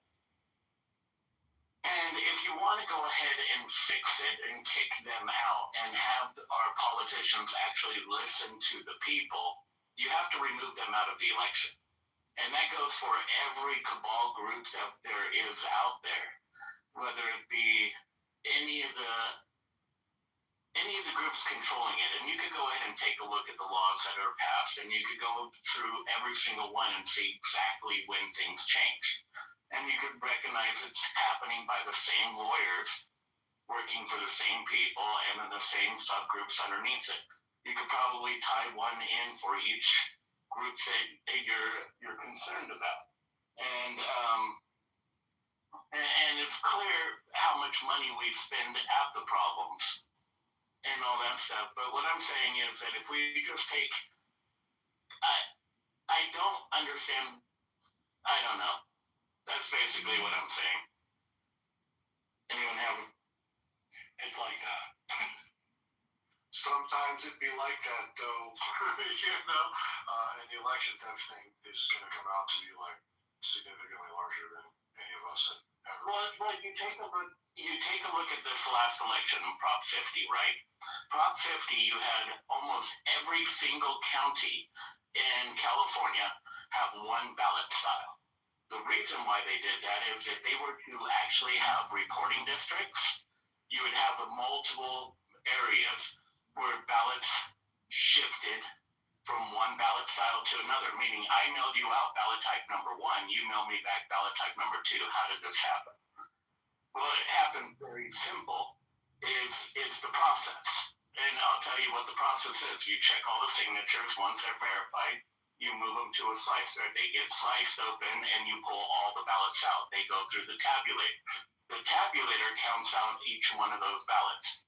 Now you have 2 different reports. You have the report of all the ballots that came in, and you have all the report of the signatures. The adjudication process, which is recorded every single election, tells you every time that they needed to move one ballot from one style and move it to another style. That doesn't come from a mess up on the ballot. It doesn't come from the ballot being so wrinkled it needed to be redone. That comes from my only understanding is the only way that happens is the registrar really screwed up when they mailed out the ballots, or someone during the process steamed open the ballot, switched out the contents, and replaced it. We're going to go into another election with a bunch of these states running elections that are primarily vote by mail. And the same organizations that help out with the migrant process, the same organizations that help out with the homeless process, the same organizations actually decertified our elections. And they're the ones that protected every single time anyone goes against it. Yeah, well, it's so much worse than that. So it's not even that they're changing out ballots. They're actually accessing the back-end data and altering the outcome digitally. That's what they did. Shout out Maricopa County. you know, but we actually have the network maps, the access maps, where it came from, like, all that was mapped out 3 years ago. And No. I get what the map does say, but I think people are misunderstanding it. oh no, there's no misunderstanding it, buddy. Those things are connected to the live internet, and they were accessed live through the internet manually through a relay server in Chile. Like that happened. It was done from Serbia, and it's about as egregious as you could possibly imagine. And not only that, there was a plot that started in at least 2018, probably 2019, and maybe even before that, with a series of certain governors that includes J.B. Pritzker to knowingly create sanctuary cities, import illegal migrants, knowing that it would alter the outcome of the census that would ultimately have an effect on the Electoral College. They've been running this gambit for a long ass time, and they just got caught. Well, I'll just tell you this with the tabulator. Like, the reason why I find that a little bit, you need a paper trail. And that paper trail matches with the machines. And I could tell you the adjudication process that every single county did, and they started doing this and they ramped it up. And it's based off of pool site voting rules. I know this because I've worked there for 20 years. I know exactly what we're doing and why you could barely find it. And the reason why they don't want that report out. What people are seeing is the 2 reports don't match. So what ends up happening real quick is they go, hey, look, we need to pull 400 ballots out of this precinct. We need to pull 300 ballots out of this precinct. We need to pull 300 ballots in this precinct, and we need to add 200 ballots in this one, and so on and so forth. That is done automatically, I bet you, with the new system that they have. Because the way we used to do it, and this is the ballots that you found underneath the table, what ended up happening was during the count, when they counted all the ballots, because they were used to be all sorted by friggin' precincts. And when they were all sorted by precincts, they would get rejected if it came back with the wrong ballot type. That number became so big that it was obvious that there was a problem. And when that happened, what they ended up doing over the middle of the night, they ended up counting all those ballots by, most likely, by just statewide and statewide and federal issues. And that's why every single one counted, because they no longer knew which precinct it was supposed to be, but they knew that that ballot was wrong. And so what they ended up doing is counting it instead of making it, basically telling the people what ended up taking place. And so that is why every system uses the same thing, and that's why we separate the signatures from the ballot types. That's why there's an adjudication process that gets fixed manual. Now, if what you're saying is true, someone at the registrar of voters office basically printed out another stack of paper that would add up to the machine. And that is probably why you can never really prove that out, because it doesn't really work that way. That's the thing. It was proven, and the evidence wasn't allowed to be entered into court because it was Arizona. But Clay Parikh did a really good roundup on how to hack a machine with a paperclip. Actually, I think it was Nate Penn. Asterisk. I think it was Nate Penn. But there is an astonishing amount of network forensic scans that shows literally every thing that's connected to those networks and where they route back. No, I get you on that, but the paper trail matches those machines. Yeah, that's what I'm telling you, because when I worked there, up to the point that I worked there, that was always the case. There's a paper trail that gets printed out except for 1 year. And 1 year only, and I think that was back in 2006, when the machines did not have a paper trail. Now, do I trust that paper trail completely? No, the paper trail was burnt on the thermal paper. And thinking back at it, we should have never done it that way. We should have done specialty paper where we could track it. Do you follow the Clinton Foundation whistleblowers by chance? I tried talking to everyone at one point, and everyone said I was full of it, and now more and more people are coming down to my point of view on this. Yeah, right. If you got time, quick, we're gonna cycle to another hand quick. Run over to it's CWFBERS is their handle, Clinton Foundation Whistleblowers. Go to their profile and search Post Office, Pennsylvania. And while you're doing that, because that's gonna blow your mind, the post office would not provide the information as to who actually paid for those freight transfers.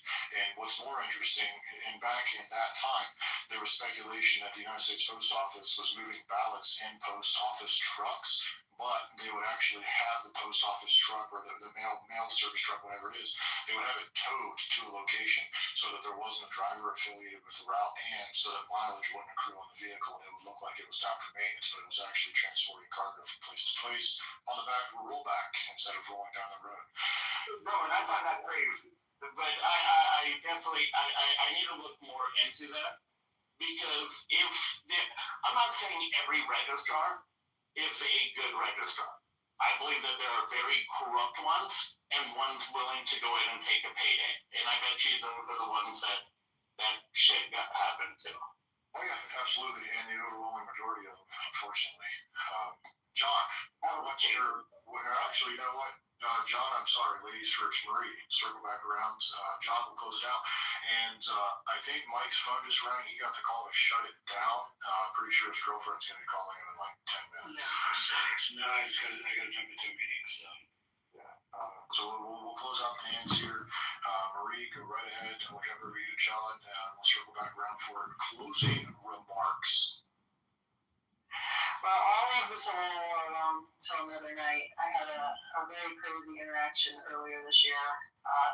My license plate kind of started it, and if you want to know what my license plate says, I'll tell you, but it's pretty crude, and I'm kind of over the whole racial thing, so I said, you know, why not make fun of myself?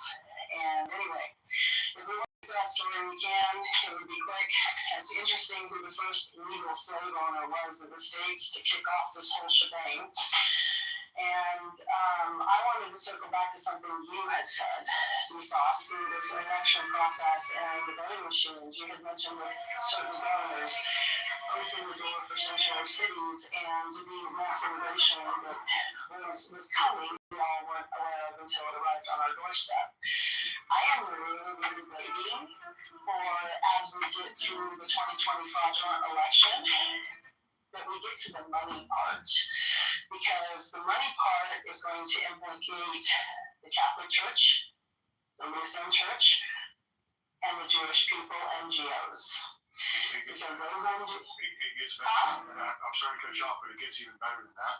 So back when we were doing those network forensic scans into Arizona, we actually discovered an IP ping that triangulated or locally located within a quarter of a mile of a lot of those things happen. Asterisk, just so you know, that actually happened. Well, and that's another interesting part is if you look at some of the Latter-day Saint Church, they actually operated separate from the entire entity, and they operated as a sub NGO for these three main NGOs. So you had the Jewish people. And they got body slammed. Yes. So Brian down on a pseudo hedge fund without calling hedge fund. It was like 3 years ago. They got tagged for that shit. Well, these three main ones, just on the premise of immigration alone, what I've been tracking is they all came to the treasurer, and the DHS Mayorkas at the time was basically telling the people, if they come, just don't ask questions, transfer the money. This started under Obama. It really ramped up under Biden after they had him in for the immigration. And they used our tax dollars to fly all of these immigrants to the border. Because if you look at the Trail of Tears, as I nicknamed it, across the landscapes where people supposedly migrated, it is impossible to do that in 3 months. It's a 10-month on foot, and good luck doing that with a backpack and baby. It would have been like a full wagon train. But these NGOs came and they asked for an average of like $600 billion a piece, and it was transferred from our treasury, no questions asked. But what they also did is there's 16, on average, 16 different sub-NGOs under each of these.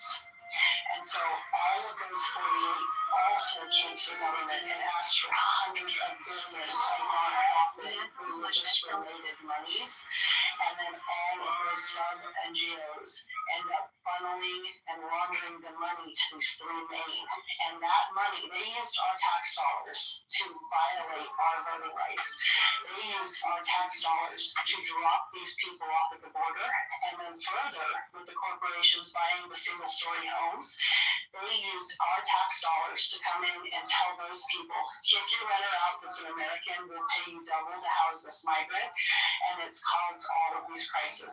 So for me, I know we're going to get close when those NGOs start getting implicated, not just with the immigration, like they have, but when they start getting implicated as the funding for the corruption in the voting. That's correct. And Mayorkas was on the board of governors at FirstNet. By the way, that's an interesting piece of information that a lot of people overlook, and Mike knows why. And I was going to foray into doggone Cradle Point and all of that, but I don't know that that's even necessary. Phone company controls everything you care about. It's the eye of Sauron. That's the nuts and bolts of it. But let's jump to John and C11, and then we will wrap up. Real quick point to what you were just talking about with Latter-day Saints too. Epic rabbit holes is the connection with the family tree services and DNA. Looking into that, who runs and controls a good majority of those operations. It'll blow your mind. Which is a good transition into, I guess, kind of my closing point with the guns turned inwards and international of sorts, because our alphabet soup agencies who are supposed to be protecting the outside from foreign interference, right? Turn the guns inward, and this happened over a long period of time. So I mean, pre-JFK, but in modern history, let's just say JFK going forward, and hence his big speech about shattering the CIA into thousands of pieces or whatever. But anyways, what came to fruition in physical form was Charlie Kirk. That was, call it theater, call it whatever you want. It was real that a man died, and it was broadcasted. That should be the tell of all tales. It's good to think international, but don't forget international is dealing with trade, state among state, and we can't forget that aspect of how that plays a role into things of foreign interference. And look here, not there, because then it shifts to foreign nations, international commerce, versus inside international trade amongst states and the nation states, right? And on the American side. And I really wanted to say that because it's fascinating hearing the words district and registrar. And if you start researching terms based on these specific entities, And Gsaw's great point as far as the post, by the way. I mean, that's epic because how does the UPU, Universal Postal Union, tie into international and that? John, we don't have time to talk about monetary every night, buddy. Don't give me a Russell J. Rope right now. No, I know. I'm just saying it's crazy because it brings like a global aspect into constant, internal affairs. And we think our counties are one thing and our states are one thing, but ultimately it's like, we really got to look at the big picture of, the system and what the system is and what it's not. And I think that'll, give a big perspective on more, as well as, not just the minutia of the voting, but, the system that we're voting in. I think that's a really important part. But anyways, it's weird you go to the post office to get your passport, isn't it? Right. And we're supposed to go to the Secretary of State for state IDs, but how does the DMV play a role into this and the DOT? Weird. The private enterprise is creating money. Come on. Exactly, man. Exactly. But great space, guys. C11, we'll go to you and then we'll wrap. Thank you. I'm going to keep it brief. I saw that there are a couple of users with the number 17, and so I will turn to page 17 of my advanced guidance systems to offer some insight. Hands down, the most terrifying movie I saw was a child. The most terrifying movie as a child wasn't any of the horror films I watched. It was the trailer for Wait Until Dark. Before I even knew what Redacted and Redacted, I watched Redacted between Peter Finch and Murray Head in Sunday Bloody Sunday. I wasn't shocked, I was confused, but I was shocked by the Redacted and Redacted between Alan Bates and Oliver Reed in the trailer for Ken Russell's Women in Love.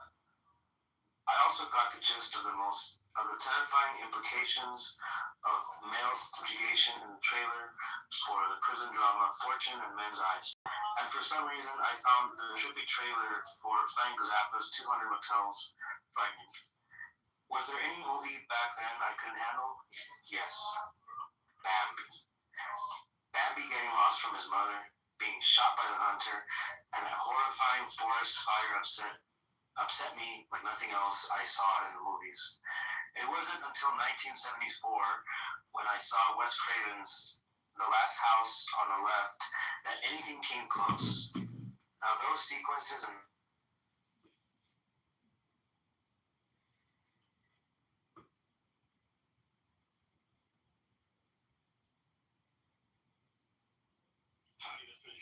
I just wanted to bring up something very quickly to the Somalian community. You can't claim to be part of the FBA community or masquerade behind black excellence when you act like the stereotype. A racist from 1961 would literally, this is what you are, his wet dream. All you do is scam people, you scam welfare, you're not honest, you steal everything that you touch, and then you want to just go back to your country. You are the stereotype. So all I'm saying is, Mr. Nasheed, you can't claim to be part of the community and then act 100% worse, no, 150% worse than the stereotype. I yield my seat. There you go. Thank you so much. All right. Mr. John, hop on in, sir. Hey Tariq, I don't know you that well, so that former speaker, that was a roast, a barbecue. I don't know, do you feel burned? Do you want to pass me the barbecue sauce? Yeah, man, it was very interesting, very, very interesting. Where are you located, John? I'm running for Congress in Illinois. I live in Chicago. It sounds to me like that former speaker was accusing you or other people of possibly being a part of Clown World. And, it's my belief that the greatest threat to America is not the Jews and Israel or Europe and NATO or Russia and Putin, but it's the clown world citizens of America. It's the clown Americans everywhere at every major agency, every major corporation, I'm not a disgruntled white person, who has had his job taken away and given to some H-1B visa. I'm just saying that it's my opinion that there's a lot of really brainwashed, maybe sincere people, but all communication is hypnosis. And when this campaign is over, either I'm going to open up a psychiatric facility for people who have Jewish derangement syndrome or have cell phone addiction, and are compulsive speakers and are compulsive thinkers and don't read books and don't go to the gym. So facility for people who have Jewish derangement syndrome. Keep me.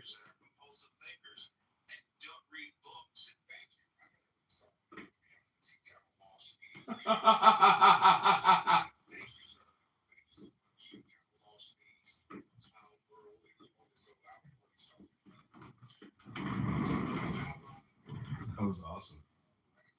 Shout out to everybody in Cornbread in here. Shout out to everybody in here. Everybody reaching the space. We got a lot of folks in here. So we're in here heavy. We're in here heavy, ladies and gentlemen.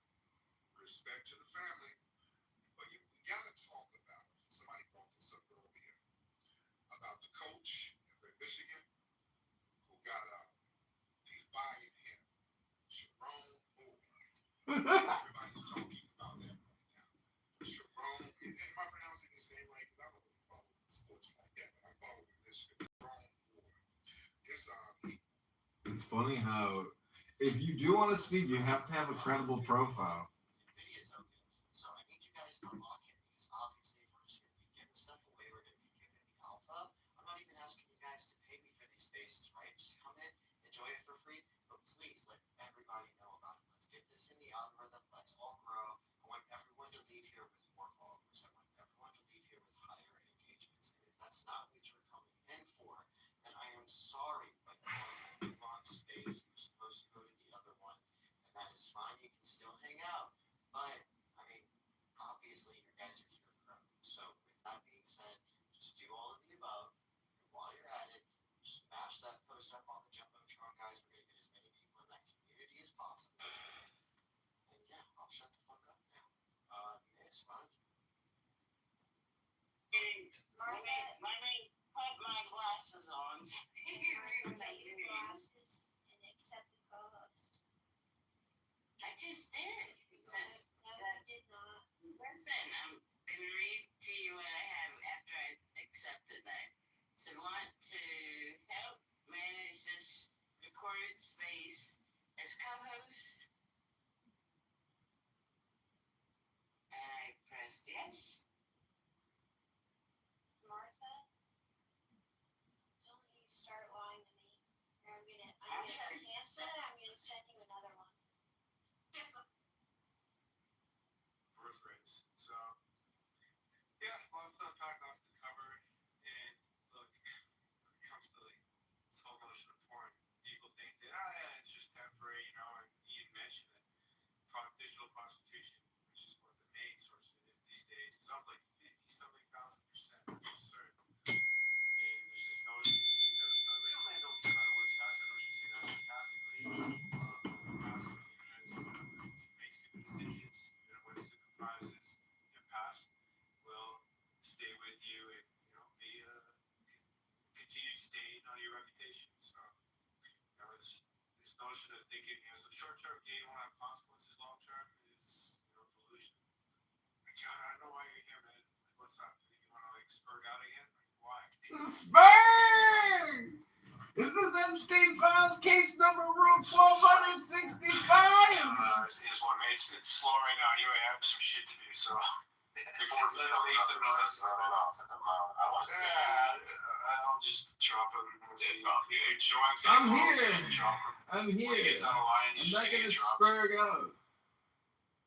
Why do you do that? Like, do you have some mental problem? Like, you think that the way you communicate is effective? Is that how you're gonna reach your masses and try to achieve getting in? Mental problems? I would rather read a book than be here right now. Are you kidding me? I want to go study the Torah and go read a book with my rabbi. I mean, I came here to make you guys laugh because you guys are obsessed with Jews. what you came to say? Are you done too? Yeah. No, I'm not done. What do you think you're on FM radio or something? Is this the radio? I called FM 95.5. You're not playing my favorite songs anymore. Everything is Epstein, Epstein, Epstein. Jews, the Jews, the Jews. Israel. Manipulation.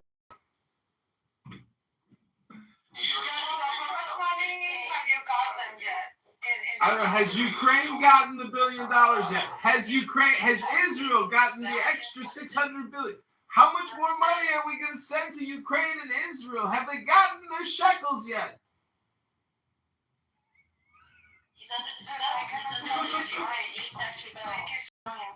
Hold on, you guys. I got a call from my 8-pack handler. They want me to update my shtick. Please hold.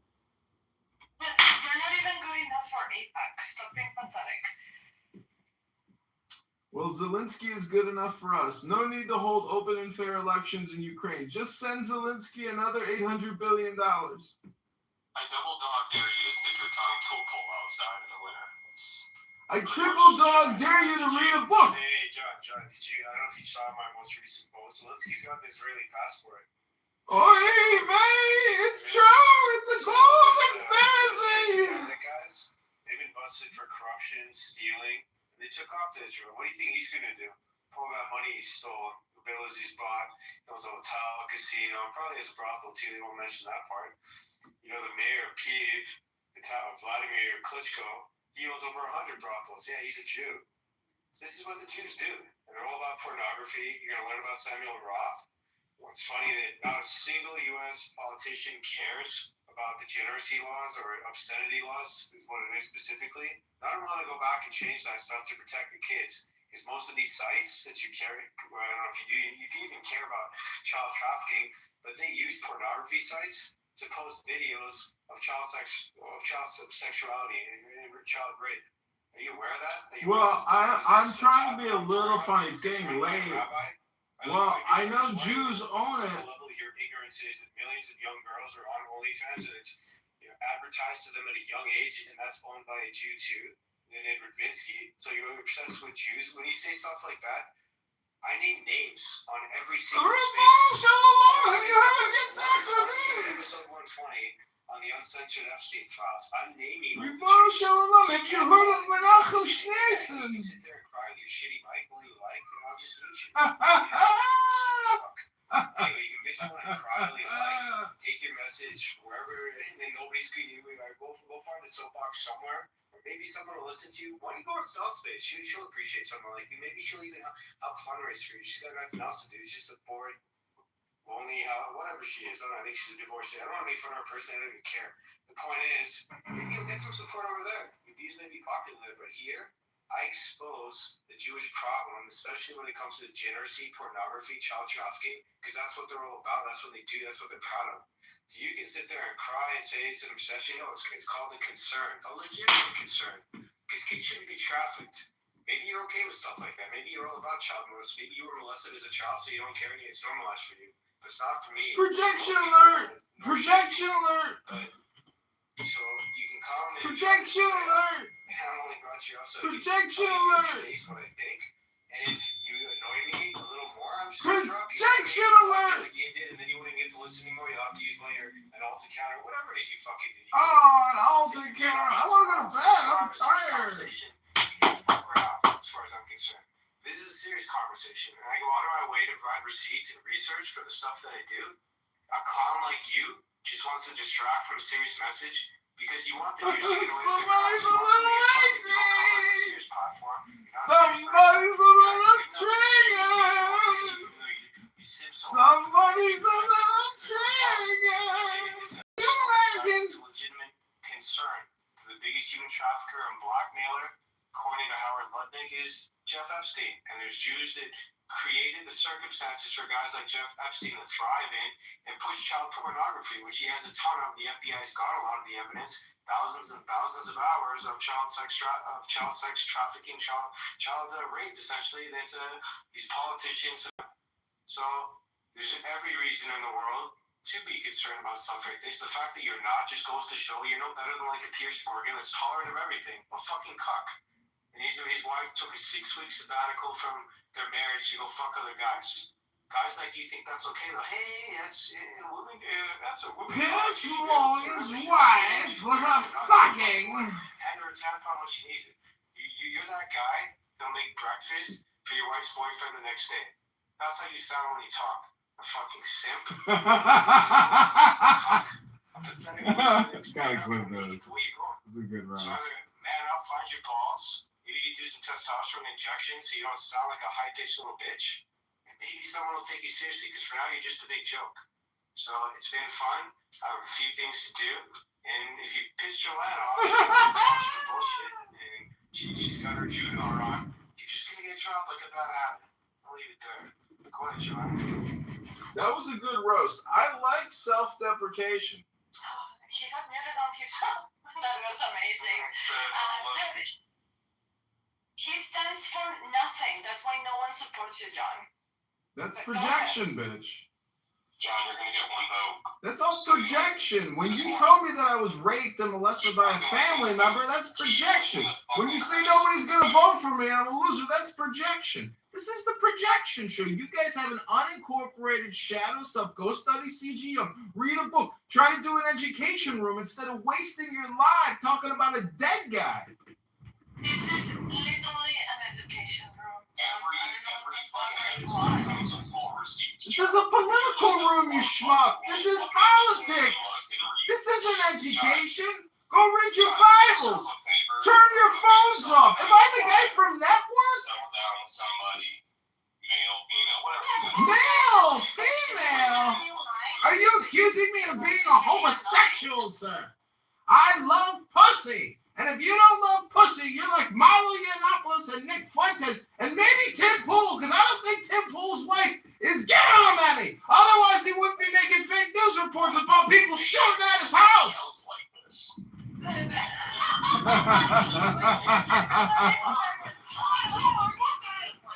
Which bar do you frequent, John? Where are you? There's no alcohol. I'm in Illinois. I'm running for Congress here in Illinois. I have no alcohol. This is pure energy, pure spirit. Because when Jewish derangement syndrome and Jew hate becomes the topic of every night's conversation, you might be a schmuck. Go read a book. Go to the gym. Do something with your life. You fucking despise that. The despise is put into every fucking episode when you are too ignorant and retarded to figure that out. Okay? That's like your opinion is something, dude, and that's projection. Top 10 things, John, since you're Congressman. Did you ready for top 10 things?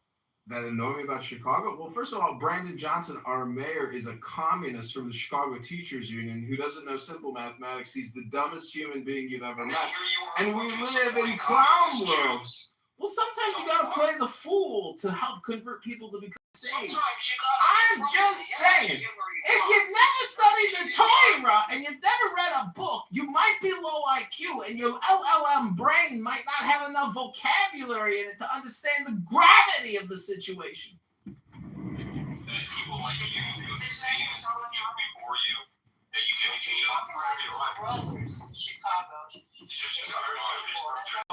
John, you have maybe a few minutes. Take advantage. You're not going to have enough space. It's going to get busy too, so you can be a dumbass. You'll immediately get dropped, or you can smart the fuck up. Maybe you'll stick around a little bit longer. So I got a sleep schedule. It's called my circadian rhythm. I'm not up all night till 3 in the morning talking about Jeffrey Epstein. I bet you can't even spell circadian rhythm. So anyway. Well, listen, ladies and gentlemen, if there's one thing of value that I can offer you here tonight, it's to take the deepest breath of the day. Hold it for 10 seconds. This is your Jeffrey Epstein meditation moment. Go within and experience the Jewish Zen philosophy of enlightenment. Hold it for 10 seconds. This is your Jeffrey Epstein meditation moment. And experience.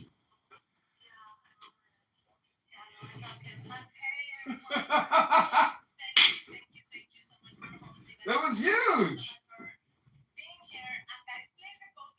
Hope you guys enjoyed.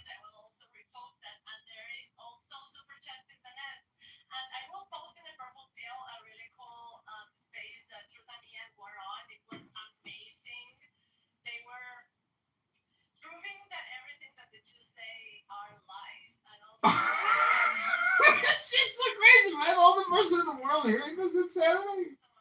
Everything the Jews say is a lie. It's crazy.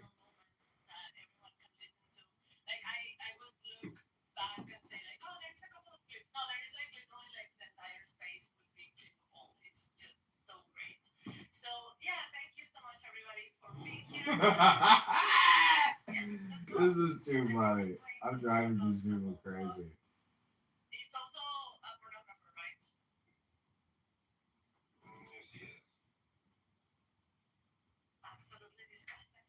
I just want to say how blessed I feel to have been a part of 30 episodes at this point, and the knowledge and wealth of knowledge I have gained from each and every one of these episodes, and all of you guys, the friends that I've made along with the journey of learning. You want me back? I hope that you continue to just keep pushing the way you have, man. And yeah, I look forward to more and more episodes, and I'm trying to gain and grow more on my end, so I can support you in a way, even if it's cups of coffee or coming in here and while you're, setting up for this episode, dealing with these fucking retards. It is kind of fun to fight with these people a little bit, have a semi-discord with them, but yeah, it's great to see everyone.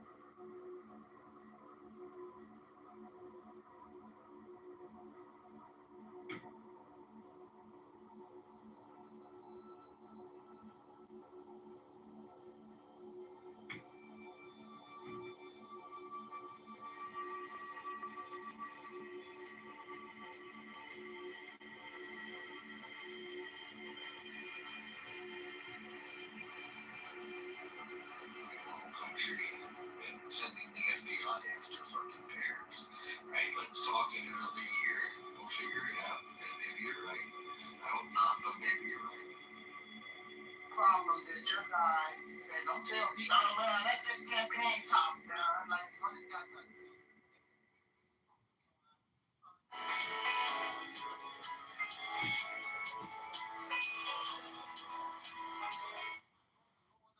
On day one, well, don't say that. But Dunn, you're a grown damn man. If you thought that was going to happen, listen, brother, you're a grown man. If you thought anything, it has never ever in history worked like that when a president comes in and then day one shit just changes. You know that being an adult. What he's saying is, I'm going to try to do this in a timely manner. That's what I'm going to start working on day one. If anybody thought that he was going to stop all these wars and bring prices down on day one as a goddamn child? Come on, man. That's what he said, though, about that Ukraine war, though. I ain't gonna fucking lie, bro. He said that shit. So is that what you thought, though? Yeah, And if that's what I thought. That's what they so wait a minute. See, this is what I'm saying. See, we stop being genuine, right? So every time if we talk about the, okay, go ahead. I'll be quiet. Exactly. He did. Day one, he said, I got the power. I got basically like them motherfuckers don't do what I say though. And me and Putin cool. I'm finna stop the war. So I did. I thought he was finna stop the motherfucking war. Did he give a good face effort? Did you see him bring dude to the White House and try to sign a deal that would put American civilians in that area that would secure them from being bombed by Russia? And then you see that same dude keep talking shit about Russia, and Trump telling him, yo, dog, you got to chill. And boy tell Trump, hey, well, y'all gonna have to get ready to put y'all citizens in harm's way. And Trump tell him, hold on, fam, don't tell us what the fuck we want over here. You can get your shit and get the fuck out. That's not what happened. Yeah, it did play out that way, but what I was mad at is the nigga kept sending the motherfucking money, and he's still sending no money, bro. Come on now. We have international agreements because this is what I'm saying. He's in nowhere situations, right? If he stops sending them money and we go through it with NATO and all that shit, then y'all like, look what he did in NATO, see, because he ain't send Ukraine no money. If he send Ukraine money, y'all like, he's still sending Ukraine money. If he tries to end the war and they don't play by ball, oh look, he ain't in no war. If he don't say shit to him, but he's going to end the war. Like, it's a no-win situation. All I'm saying is, yo, if we can look at it and speak about that shit objectively and honestly, dude has tried to do everything that he said he was going to do. He's giving that shit a good faith effort. Yeah, but here's the thing though. When his voters and him and the people around him pop as much shit as they was popping in the private and the election cycle, you know, going from town to town speaking, I'm gonna end the war immediately, you know, all this stuff. I got, like she said, I got the power. He's talking about like he's the quintessential businessman that can get it done, and we're gonna stop sending money over there. Okay, listen, check this out. You're saying, well, you guys need to be more mature in how you're analyzing his words. Okay, well, here's the whole thing. Maturity is holding the person to what they said. We didn't say it, he said it. We should be expected to have some magical abilities to read between the lines or read deeper into his thoughts. Say, well, you see, guys, he's really saying this, and his voters are really saying he's going to end the World War in one day. But those of us who are not voting for him, we're missing what they're actually saying, which is, he doesn't mean that one day, he means in a timely fashion. Well, listen, if that's what he meant, and that's what you guys knew he meant, then you should have just said that. You should have just said that. Don't come down later and say, well, that's not what he really meant when he don't do what he said he was going to do, because that's unfair. That's unfair. So again, I'm gonna ask again. Any other time when we talk about the economy, anything like that, any president, when does the president that just came in 2 months ago get credit for anything that happens in that economy? When in the history of your fucking life has that ever been the case? This is what I'm saying. Because we don't like somebody, we want to go to the extreme. No, come on, man. Yes, they all speaking campaign speak, campaign rhetoric. Yes, he was saying, I'm going to try to do this in a timely manner. And as I said before, he's tried to do that in a timely manner. Did it succeed? No, it didn't succeed. But that motherfucker tried. With the other people trying to end the goddamn war, and then how about y'all saying he ain't in the Ukraine war, but y'all ain't in the Ukraine war, but there's 8 other wars that this man is credited for ending. He's been nominated 3 times for a Nobel Peace Prize for the Abraham Accords. Just won the first inaugural FIFA Peace Prize that had 43 world leaders there to see this nigga accepted. But we'll sit here and point, oh, he ain't in that war the first day. Like, this is no objectivity, and it's because you want to lean one way. That's crazy. They killed up all them innocent women and children over there in Gaza, bro. He shouldn't win a fuck thing. He was supporting that shit. I'm sorry. I think. And if we gonna give him grace, okay? If we gonna give him grace, then you might as well go ahead and give the priest. Hello, moderators. I hate to remind you, you don't give grace. You already have it. And it's kind of egotistical. Well, do you care if I finish? Thank you, sir. Yeah, it's like you need to go to the previous administration and give them grace as well. I mean, hell, their hands was tied too then. You know what I'm saying? Like, we just not being consistent across the board. That's all. Okay, well, explain to me how they had, again, I seen Trump come in and try to sit down with Zelensky and try to sign an agreement that would have, again, civilians there that would keep people from bombing them. Now, tell me during the whole 4 years that Biden was in there, when did he try to sit down and bring both parties to the table to sign an agreement, to sign a peace agreement? When did that happen?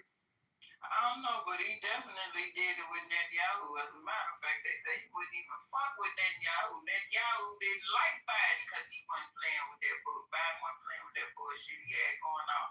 So I can't tell you about the Ukraine other than the fact that I guess it was fine. Do you mind if I finish? Thank you, sir.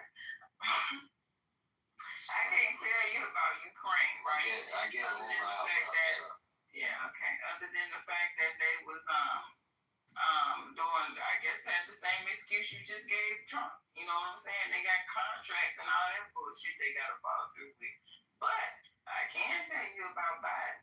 And he didn't like Biden because Biden wasn't playing along with that bullshit he had going on. He literally said, What bullshit? genocide. And then your boy came into office supporting that shit. I'm sorry, bro. I'm sorry, bro, but that's just like your opinion or something, and that's not a very good political analysis. Dr. Responsible knows the truth of the earth, and he can tell you exactly what that truth is. But you just like to talk because you agree in being censor moderator. Don't kick it out, please. Wait. And also, those 7 wars that he claimed he ended when he was speaking at the United Nations, that's been thoroughly debunked. Most of those weren't even wars. Wait a minute. I'll pull it up because I played it actually where Ian Pamelu, the chief foreign correspondent for ABC, took them one by one and explained exactly what each one of them was and what the situation that's surrounding them was. He did that one by one. Okay? And another thing, they literally created that FIFA award thing out of the blue. That is not something. No. Shut up. Play the tape of what wars you did. Let me finish. That war, okay, I'll do it in 1 second. That's no problem. I'll put that What one right now. conflicts he didn't fix? Oh, no, he wants me to pull that up. It's late night, and I'm going to get it for you. I want you to pull it up. Give me 2 seconds. I'm about to pull it up right now. I want you to give me 2 seconds. You gotta pull that shit up for you. Give me 2 seconds, doc. Because I'm trying that shit. Listen, Erica, but this is what I'm saying, Erica. Now, we got the rest of the world, right? Again, this man has been nominated for Nobel Peace Prize 3 times. None of it will disqualify the FIFA award, even though there's 43 other world leaders that were there. Not just one, there were 43 other, including leaders from China and all that, right? They were there to see that shit. They were discredited. Oh no, that just came up. Oh, they were those 7 wars you talk about. Oh, they wasn't all actually wars. Like, yo, so he didn't do anything good. He played no part in bringing peace to nowhere at all, nowhere, ever, no time. The Abraham Accords were some of the biggest instruments in bringing peace in the Middle East. He didn't do that, I guess, huh? That's the point, huh? No. That was Jared Kushner. Yo, but Erica, this is what I'm saying. You're blaming him for what other people. That's like if Done With It and Dr. Responsible is arguing, right? And I say, Erica, I think I can get them to stop. And I go and I talk to them both, and they stop. I'm like, yo, that motherfucker can stop. I talk to him, and then Done With It do something to Dr. Responsible. How you gonna look at me like, oh, see, you ain't do nothing? No, nigga, I tried. I'm not him, though. I can't control what that nigga do. I got them niggas to back down. I got them niggas to talk. Them niggas said they was going to stop. When I turned around, them niggas kept doing it. You don't remember that nigga on TV? You're dealing with 2 countries that don't know what the fuck they're doing. You don't remember them saying that shit? I got queued up. Wait a minute, I got queued up. But then you don't get to get the cookie because you ain't really starting to. Hold on. I got queued up. But the implication is that he lied about something. But if he's trying to do something that doesn't work, that's not the same connotation as him lying about something. In this instance, right, I'm talking about this prize he won. You understand what I'm saying? This is why they giving him a prize, but for what? Right, and it's just a made up prize. He's only been in office for 10 months. I mean, 10 months. What are you getting a prize for now? Because they figured out that because we're not doing nothing with these 7 wars that Done With is about to debunk. I got it queued up. Hold up. I got it queued up. Done With it got it queued up. We don't make up lies here. Let's go right here. ABC 7. This is for Chief Correspondent Ian Panel, that foreign correspondent. President Trump is touting his peace efforts around the world.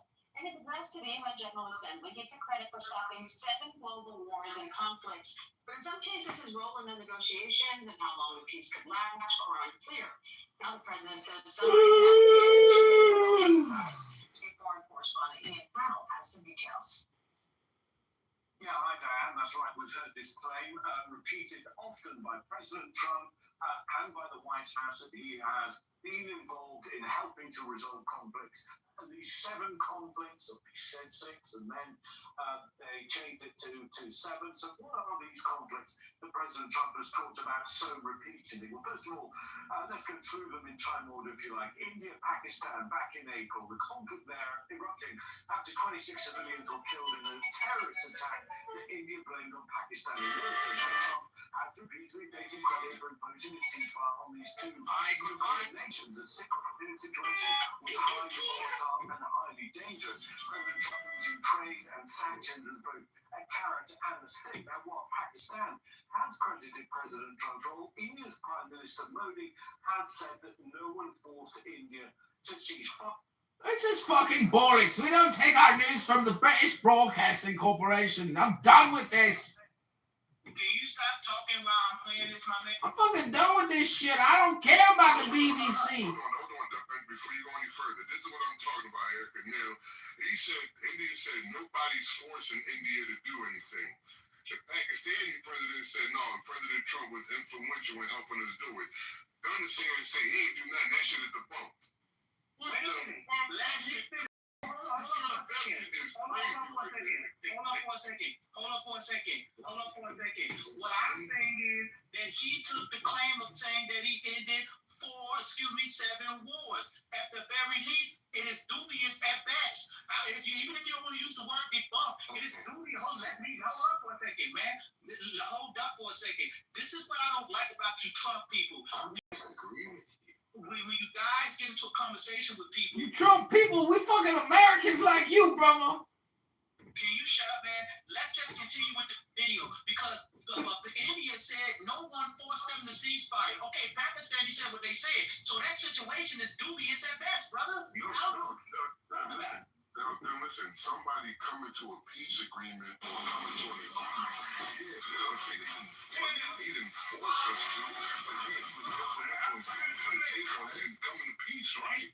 That's what we're talking about. We're not saying he went in there and strong them, y'all niggas gonna stop sleeping around. That's not what we're saying, dog. We're saying he was influential in getting those people to the table and helping bring peace to the region. And we agree that he did that. The Pakistani president said he did, right? Well, the Pakistani president said he did. The Indian president said nobody forced them into a ceasefire. Nobody said anybody's forcing anything, but they got some people in a ceasefire, right? Okay, well, he didn't get charged for it. Listen, hold on for a second. Hold on for a second. I want to continue playing the video. This is the objective. Hold on. I want to continue playing the video to get the video. No, it's not stupid. Let me finish playing the video. I just want to get this over. No, it's not stupid. Okay, just call it something stupid because you don't like it to make it stupid. I want to just continue playing the video. Let me play this objective thing real quick. Okay, I want to show you this objective thing based on what the panel has said thus far. Okay, which is statements by the parties involved. Okay, what we can say objectively is that Pakistani, I will give you items that. Man, I'm done with this. Get to the point. Land your plane down. I am not arguing that, but at no time in panels referencing the governments did India make any statements crediting Donald Trump with anything. That is just objective knowledge. They didn't credit him with anything. But let's continue. Man, it's called an opinion, not a fact, brother. Prime Minister Modi had said that no one forced India to cease fire. June of this year, Israel and Iran, remember, the two nations exchanging artillery, missiles in a conflict that was brief but very bloody. The war ended, but a state of hostility certainly remains. And again, there's been claims and counterclaims about and setback Iran's nuclear program. But I think it's undeniable that the role of the United States in this conflict was a key factor in bringing an end to it, at least for now. How long remains to be seen. Rwanda, June of 2025, the US brokered a peace deal between the Democratic Republic of Congo and Rwanda that was aimed at ending this conflict that's been going on in East. Did he say the Jewish conflict? The president, Felix Tshisekedi, said that a U.S. media, this is very recently, the U.S. mediated peace deal signed with Rwanda has not calmed the fighting, though. In eastern Congo, the rebels are still there. There are breaches. Hello? How long is this? Attempting to end the conflict. Yo, Ricky, this is your brother-in-law, your sister's brother. And my sister's upset because you on Clubhouse talking to these fucking upsurge in tensions, which again have been simmering for a long time in the border region. And Ireland agreeing to an immediate and unconditional ceasefire following peace talks that were actually brokered by the Malaysian Prime Minister Anwar Ibrahim. At least 30 were killed, thousands displaced. Donald Trump intervened to force a ceasefire again. Maybe I'll try to spread it out throughout the year.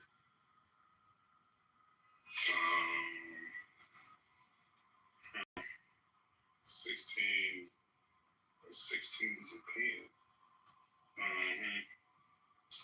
Alright, let me see. What else?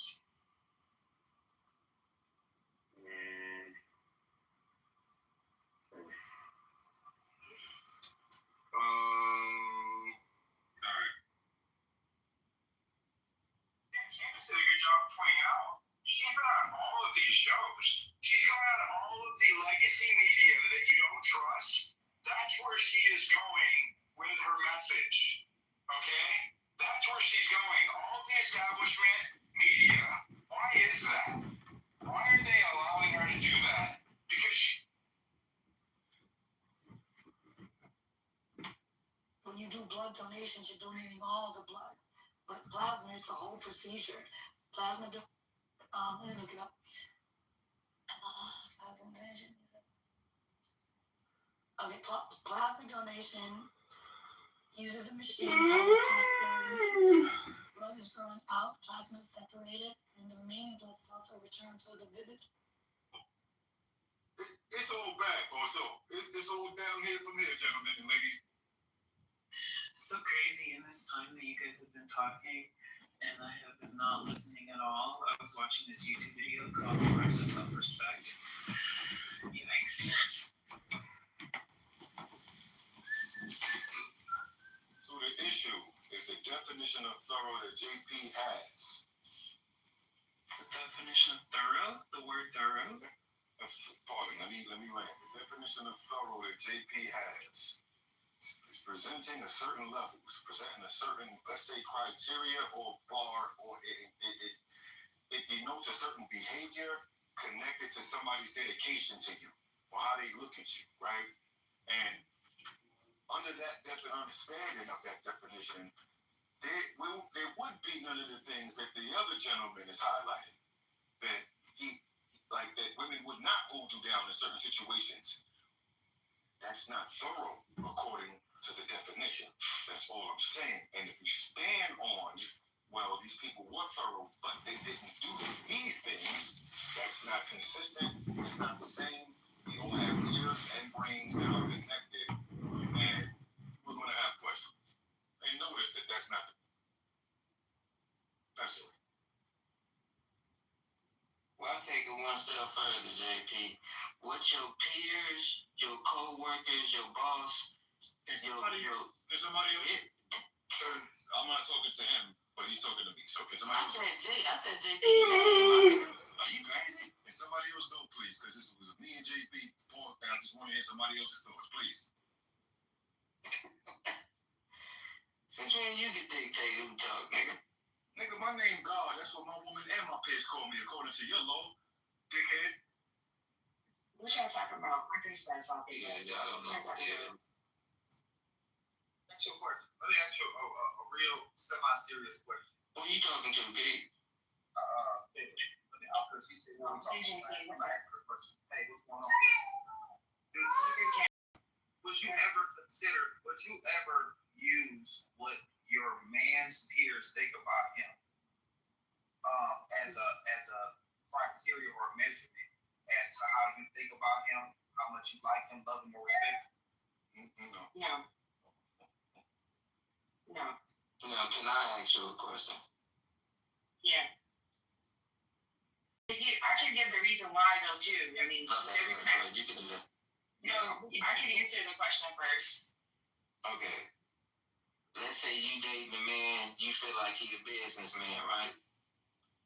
And when you go out in public with him or around his peers, either who he do business with or around or associates or whatever, and you see everybody treating him like a jank, like, God, I don't trust him. You see everybody treating him like, I would trust him if I was you. You are looking at that funny, right? Yeah. Now let's say nobody even tells you nothing about him, like that nigga just janky, but you could just feel a vibe with people. You see he want to do business with people and they avoid him. You see people giving him the that face, or you know what I'm saying, or people calling him lazy or anything. You know, elected, he was being investigated for this shit, and then so 8 years goes by, nothing. And then fucking 4 years goes by with fucking Joe Biden, nothing. So the selective outrage is really fucking what bothered me, is that you guys don't really give a fuck about the kids. You give a fuck about Orange Man is bad. And that's why you look so terrible. The optics look horrible. And we're going to find out. This is just like the fucking Russia dossier, the Russia scam.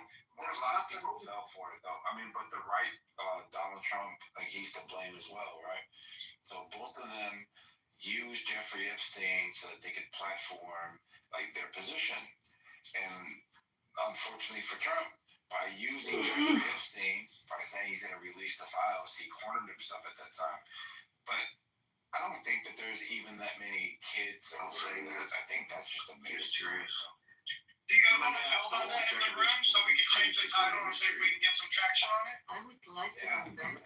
Simone, here's the thing, man, and I pissed some Trump supporters off because I generally am a Trump supporter. I was super naked, but, I've been a little disappointed with some things. The America First has kind of disappointed me. We're not really doing a whole lot of this. Not completely. Maybe I was waiting for a miracle. But one thing is, Do you change the title to something creative with the subject. You forced me. I'm not born in you, and everything you fucking say. Like America first. You're right. I don't know how to record. Well, and you gotta worry about America. But here's the thing, man, is I've told a few people this, that I think the Epstein thing hurt him badly. He should have released the files. You know, he should have. Now that people push back, oh, that's not that big a deal. Maybe it isn't, because generally, I think the economy and the war is the biggest deal. But a lot of people, though, are bothered by this. A lot of people are. You know, I mean, I can't fucking do it. That's my bad. Look at the title, dude. I love Trump. I shouldn't have left Boris in charge of fucking. Look at that guy, green bean, anyways. Oh, goodness. Yeah, I think that a lot of people, America first. Look at the gun. Look at the gun. They don't want a pistol. Look at the. Like a lot of people think that America first means America only. And Tina, do something about that. What? Let's switch it up. Let's go open mic. And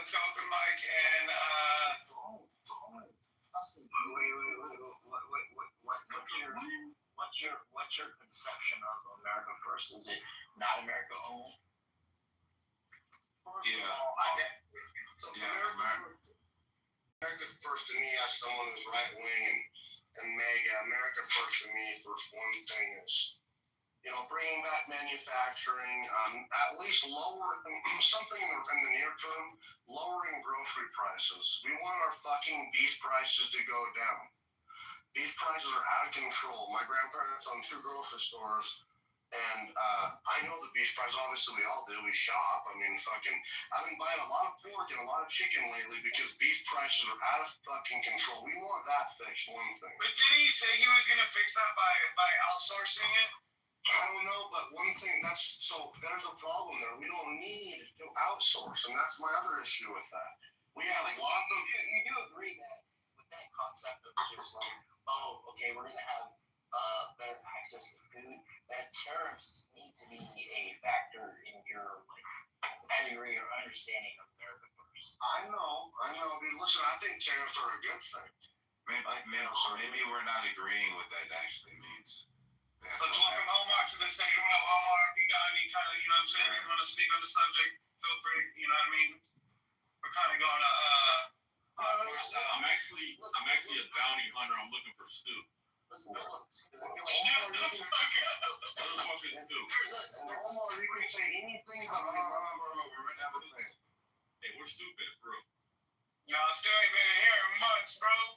For real, He's been hanging out. Alright, He's in his secret. Alright, back to the subject. I got a great relationship with Stu, by the way. There's no hate. I'm just looking for him. That's all.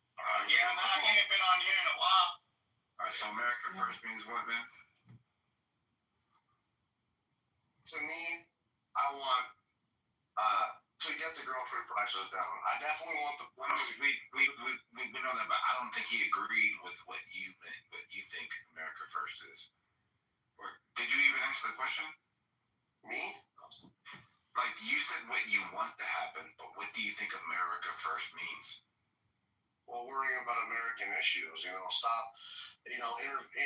stop getting ourselves involved in foreign wars like Ukraine or Israel wars, with Palestine, or wars in fucking Venezuela, or wars in Africa. We don't want to be involved. America has got more debt than we know what to do with. Obviously, our debt, the interest on our debt alone is higher than our military spending. That's a huge concern. Right. And there was one person in here who had said that America first isn't America only. So that's what I said. Individual needs to dictate or share themselves as what America first is. Yes, America first means that we're the first in line when it comes to policies, foreign and domestic, that our motives or our priorities are always first in line. It doesn't mean that we're the only one in line. So if you have to be able to create this foreign policy that factors in a net positive, like securing South America or Central America before the Russian or China or any other foreign countries' interests are served. It's good for us to be able to monopolize certain markets. Tariffs offset deficits. We have leverage. We have to use it now. And that's the reason why it's America first. Though you might not understand why these moves are happening, the ends justify the means. So when I say America first, not America only, people are first in line. You think that fucking around with Venezuela is actually a good thing? Yeah, absolutely. Of course you would.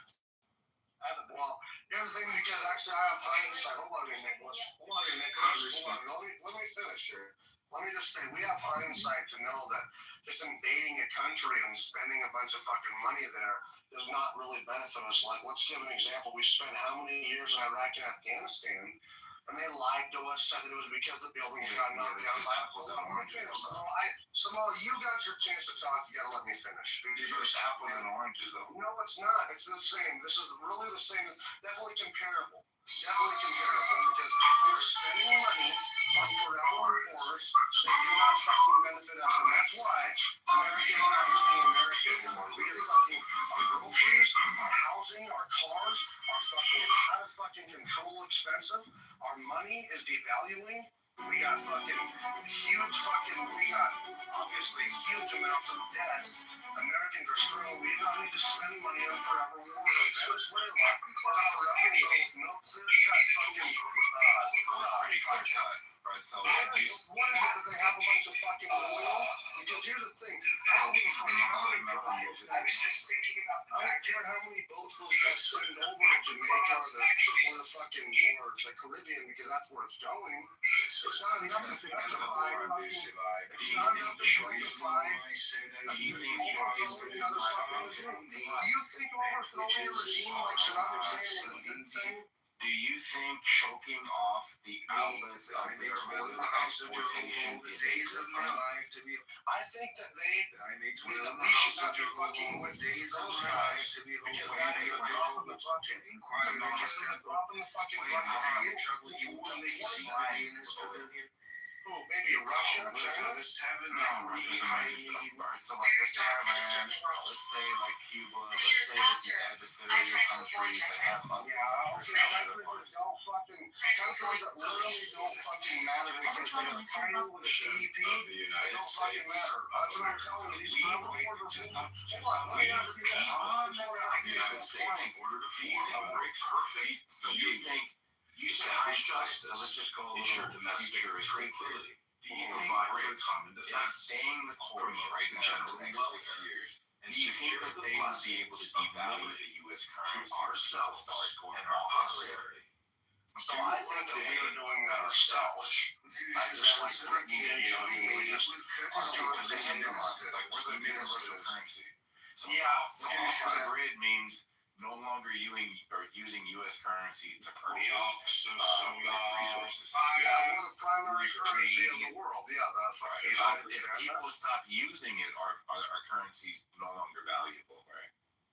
Well, if just like the British in fucking the 1890s, where the British pound became, it was the primary currency of the world.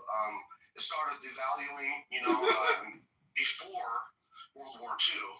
World War II come along, and when they became the secondary currency, obviously they lost.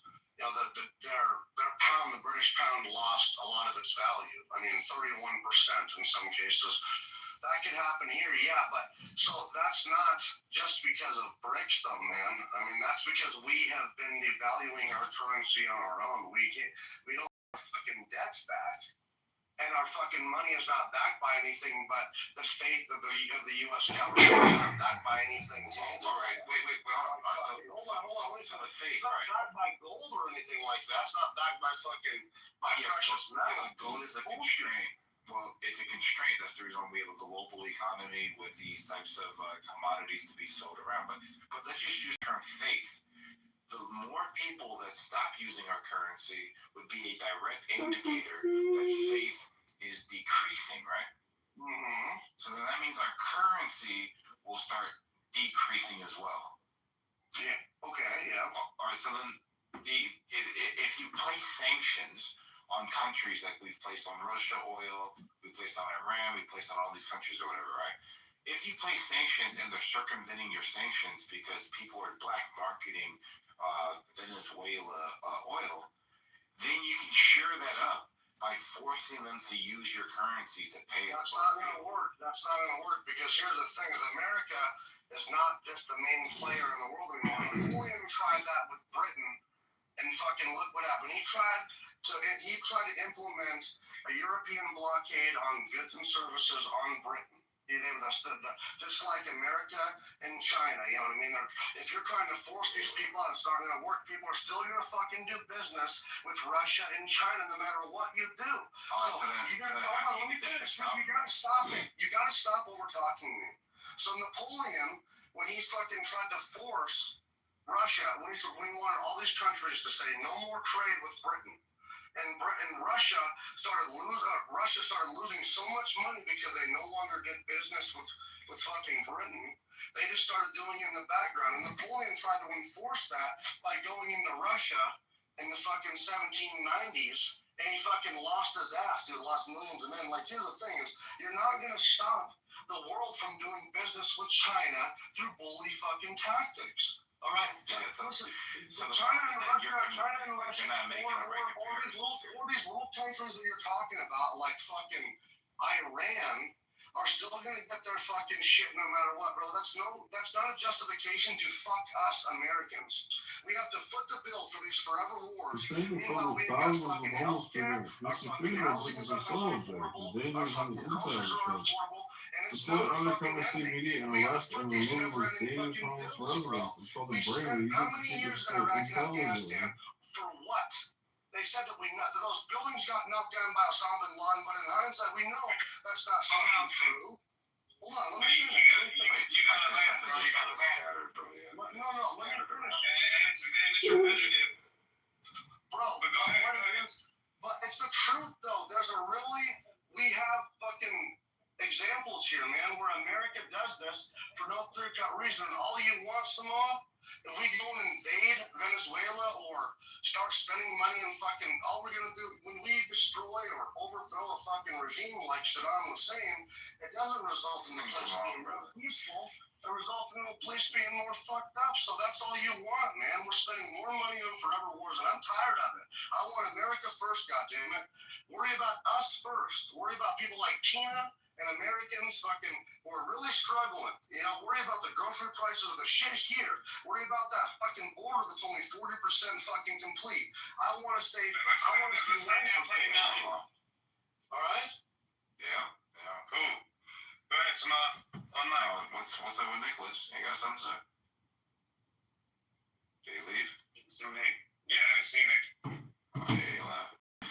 Yeah, I just wish people could start isolating and compartmentalize things, like where they're necessary, right? So you can do multiple things at one time. You can chew bubble gum and walk at the same time? That's fucking a miracle. Say that again, bro? I was making fun of what you were stating, which is fucking obvious. What's your point? America. Yeah, I'm saying the federal apparatus has different interests. They're more long-term interests than like our local, right? So that you kind of see it like a target. So when you got like the state of Montana is what you said, you guys have your own little economy there, agriculture, whatever this is. People were told at the very beginning of this that he's going to flip the status quo upside down. And then the analogy he uses is when people go into surgery and then they're in recovery, it's going to hurt for a little while, but it's going to get a hell of a lot better because you're going to have actual deals that are solidified, that are long-lasting. Okay. So yeah, like is strategical for us to cut the legs off of second-tier like countries? Absolutely. Because what you don't want to do is allow what America is doing to Ukraine, to Russia, for Russia to do to America with Venezuela or China. Because once they start, and this is like a common thing, whenever we get into a conflict, Russia and the other countries finance that side. because it's a prop up. It's kind of like a proxy war. And then when you look at Afghanistan, we did the exact same thing with the mullahs against Russia, where we were funding the Taliban, right? So a lot of people don't understand exactly what this is. Yeah, I know what you're talking about. Yes, I'm aware of all that. All right, so then when you're looking at let's say drugs, or like what's the best way to like disrupt like Russia or China strategically for us? Say it again? You don't really think it's about drugs, do you? Yeah, I think that I don't think that it was accidental that America's morbid obesity rate and addiction rate is the highest in the world. And I don't think it's self-inflicted. I'm not talking about that. I'm talking about... Bro, you just mentioned drugs. Yeah, what I'm saying is you don't think that that's actually a justification to be, basically seizing fucking ships and maybe invading Venezuela. You don't really... Some fucking drugs that are showing up in fucking... that's what they're... You got no spine, Mountain. Life is worth a war every couple of years, don't you think, Mountain? We're already $39 trillion in debt. Fuck it. Why not more wars, right, AI? Why not more fucking wars that aren't really clear cut, but they say it's all about fucking... It's about some drugs and a guy in a 60-foot... Fuck it. It's because there's an alien invasion going on in Venezuela. We got to go in there and stop the aliens, just like your PTR. Let's just make it up. It doesn't really matter. What about Zelensky's chief of staff who just fucking got arrested, his house busted in because he got caught fucking being involved in a $100 million scam? Oh, yeah, all this is...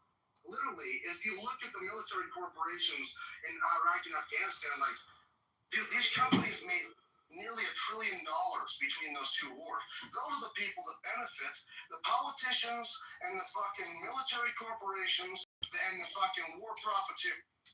You know, you run your mouth an awful lot. I'm just wondering when you're going to run for Congress and what your website is and what your X handle is and what your Instagram handle is and when you're going to run for Congress as opposed to coming out of Clown House and running every night of the week. When are you going to run for Congress? Mute up, bro. When are you going to run for Congress? Video games right now? Yeah, I am talking to you guys. But here's the thing, though, bro. Here's the thing, really, though. Okay? I mean, honestly, Samoa was just waving the American fucking propaganda flag so we can piss more fucking money away on another war that isn't fucking clear cut. But I thought a man like him, who I thought was intelligent, would understand what the fuck America is doing at this point. These are money fucking wars. That's all they are, bro. Is it a coincidence that Venezuela has some of the highest oil reserves in the world? No, it's not. That's really what the fuck it's about. It's about regime change, and we know. Gaddafi in fucking Syria, Gaddafi in Libya, Bashir al-Assad in Syria, Saddam Hussein in Iraq, and I can keep on going on. Where when we fucking take those regimes out, it does not result in peace and prosperity. It results in fucking bullshit, wars, and fucking instability. And that's what's happening in the Middle East. And I'm sorry, but I have to point this out.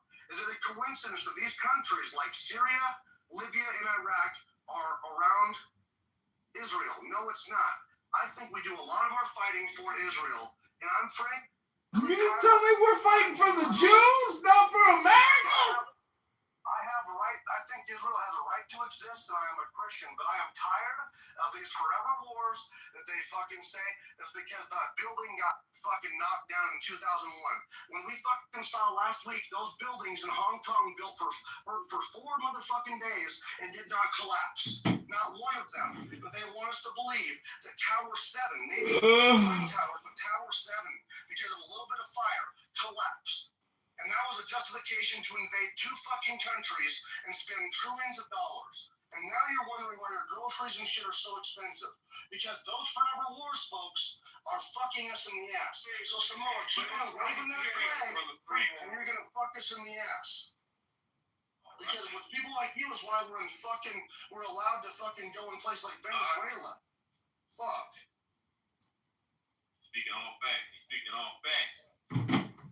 These ain't fucking facts. Those are his fucking opinions, because there ain't no such fucking thing as opinions. There ain't no such fucking thing as facts. There's this thing called politics. And what he's doing is politicking and picking his nose playing fucking video games, picking his fucking asshole, and never takes a shower because he's out here running his fucking mouth all day.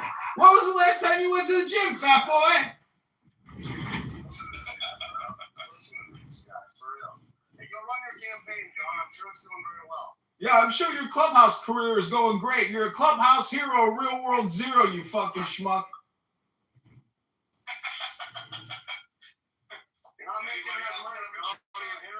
Your internet sucks. You're unemployed. You're on unemployment, and you install sprinkler systems, and you come on here and lecture on geopolitics. You should fucking run for Congress. You got it all figured out, don't you? Better than eating fucking ribs and sitting up my balls like you, John. Playing fucking video games, picking your booty hole, picking your toes in Poughkeepsie. Oh, I'm sick of fighting wars for the Jews in Israel. Fat ass, you install fucking sprinkler systems in Wyoming. Oh, it's Montana, thank you. I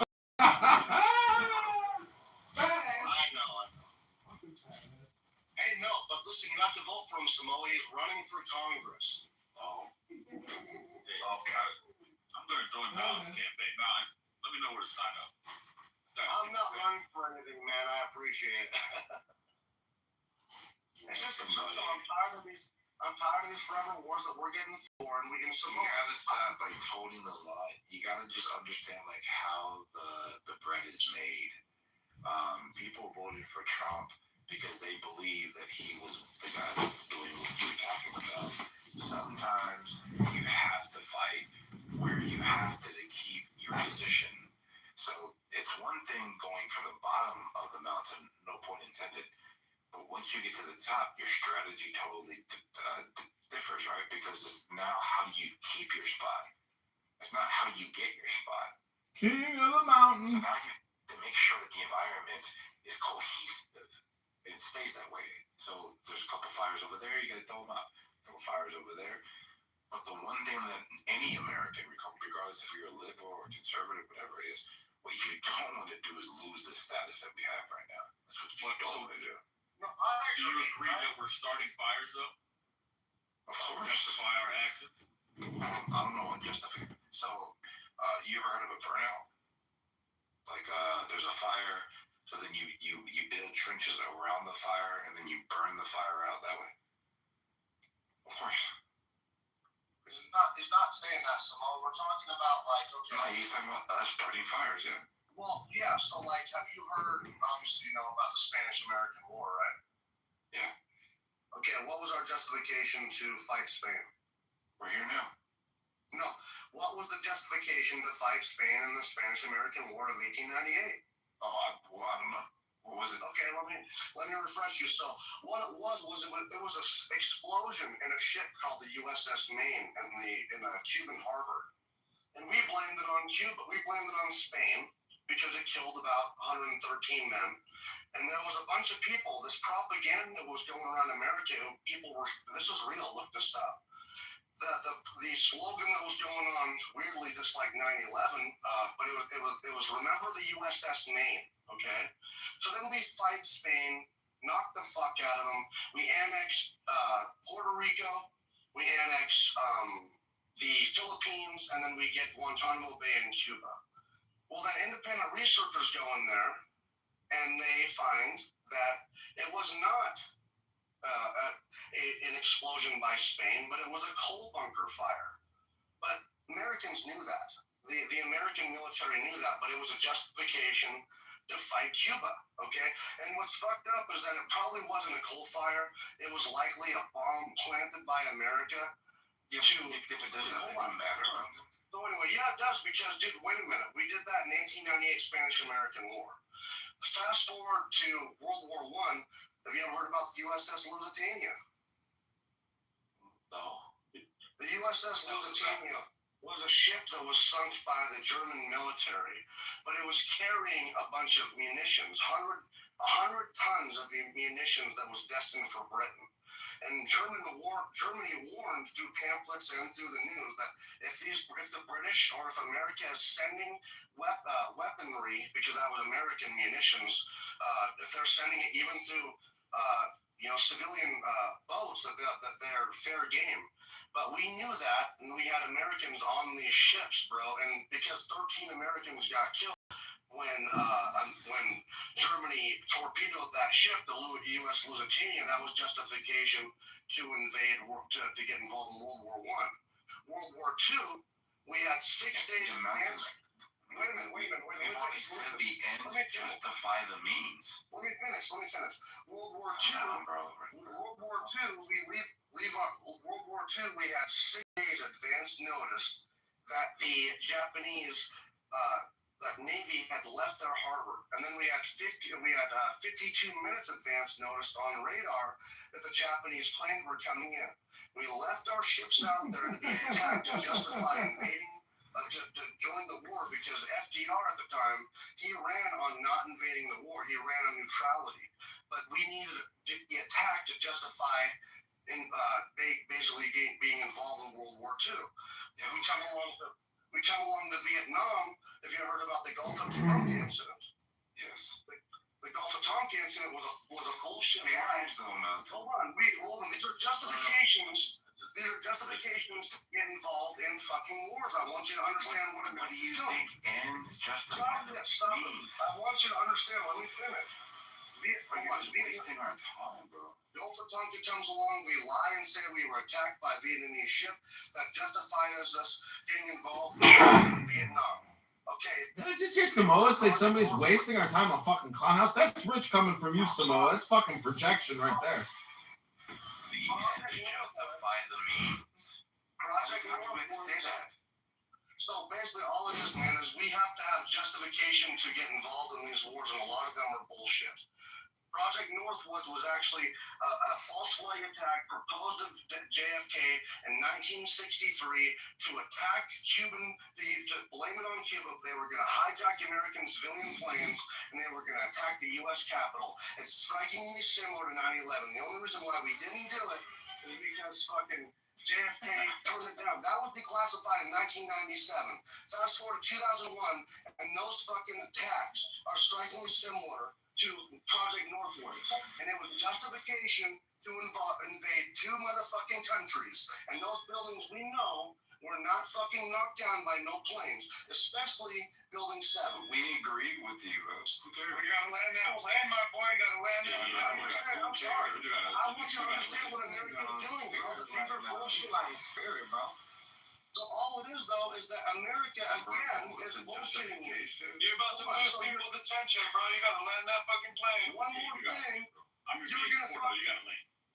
Alright, one more thing. You're gonna tell me that these fucking boats that are carrying a few fucking drugs are justification to invade fucking Venezuela? It's a lie. And we're number 1, right? So the ends justify the means, right? So when we say the ends justify the means, it means sometimes you gotta do some fucked up shit to be number 1. Do you want to be number 2, Mountain? How about number 3, Mountain? Have you ever lived a life? Hold on. Have you ever lived a life of not being number 1, Mountain? Have you? Fucking argument here because America is being hated by everyone for our action. And we're still number 1. Okay, how? But we got the most Our gas chambers, okay? I mean, hold on. If we're number 1, would you like to feel how living like number 2 feels? How long is this sustainable? As long as we keep finding our justification. I mean, it's been sustainable for the last, 200-some years? And that's not that long in the whole fucking spectrum. We just sat here and listened to Mountain. As long as we keep finding these justifications, we'll always be number 1, right, Mountain? No, we won't, because Americans... Oh, my gosh. What it is, bro, is the ass is going to finally fall out of the bottom of this, dude. Yeah, it's true. You understand? All right. People are open their eyes. More more money on our military. We just passed a $900 billion bill just now. We spend more money on our military so that we have eyes and feet on the ground around the world. In order for you to move something that has that large of an imprint globally, it's going to take a lot of time. The first thing that you would want to do is do what Zeus did. Whenever there was a child that was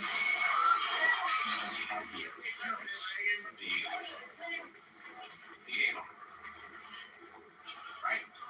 Name a country right now we don't have that can overthrow America. All the other countries are now keeping together and realize how do you all the they call it BRICS. I mean, I'm not actually know about the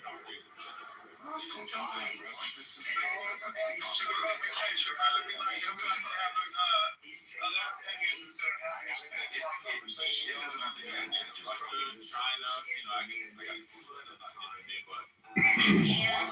To come out of it, I think.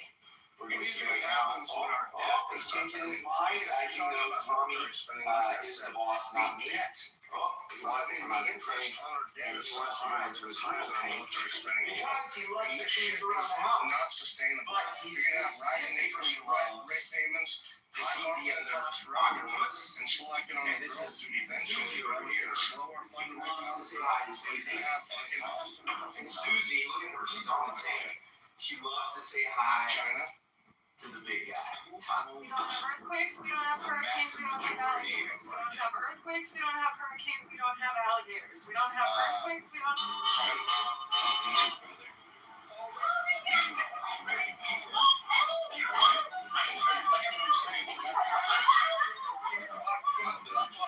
do you think that It's all about we lose.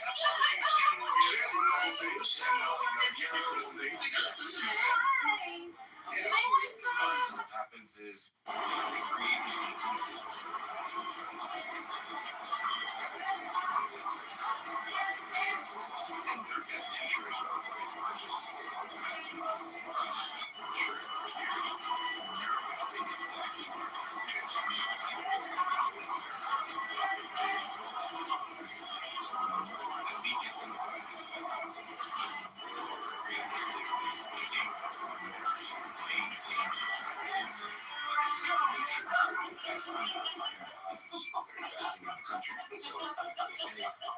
$7 trillion, $8 trillion, $9 trillion of investment.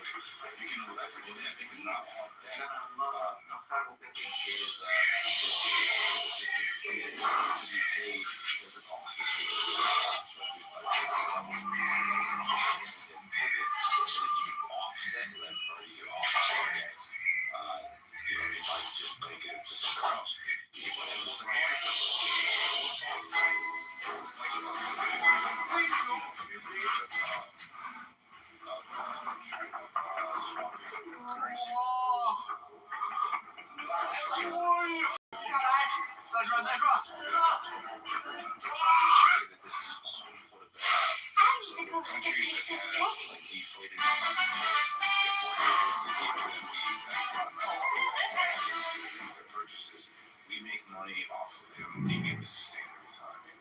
Right, like that's why the US dollar not no longer being the main currency in the world. Have been control. You know what I mean?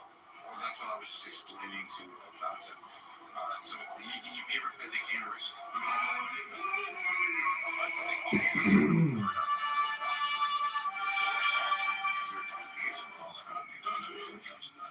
The name of the game is to get the pressure off to use your currency.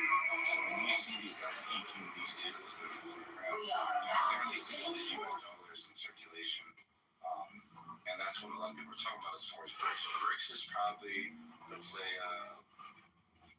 if we were to stay on course, BRICS is about 20 years away from even being like something to be worried about.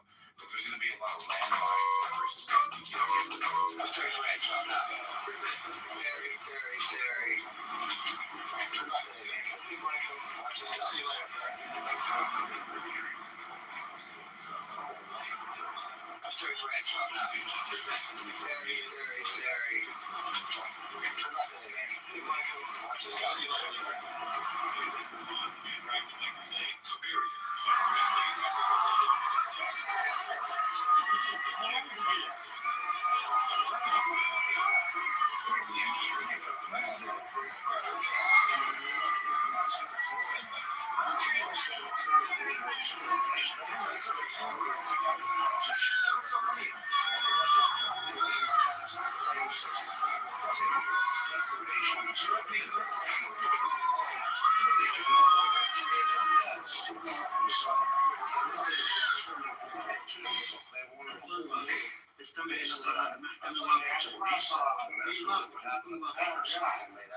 Really well through that, and that's what's going to happen with America. Because this thing is not sustainable. You talk about you want America to become the remaining number one currency. Well, if you want to value your currency, don't pay your fucking debt and just keep on fucking printing money. And we just have leeway because America's so deeply entrenched in the financial system. But really, if you look at it, they estimate we have 10 to 20 years until the assholes at the bottom.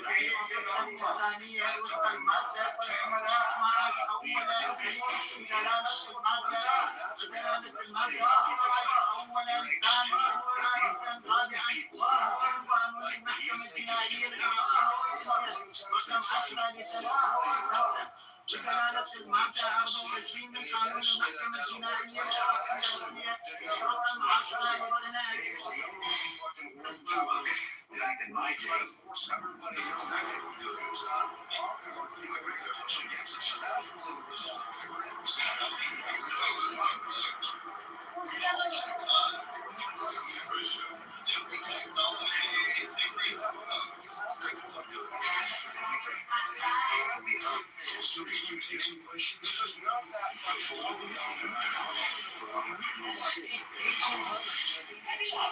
is not that long ago. For example, because we're talking about world powers and currencies. Okay?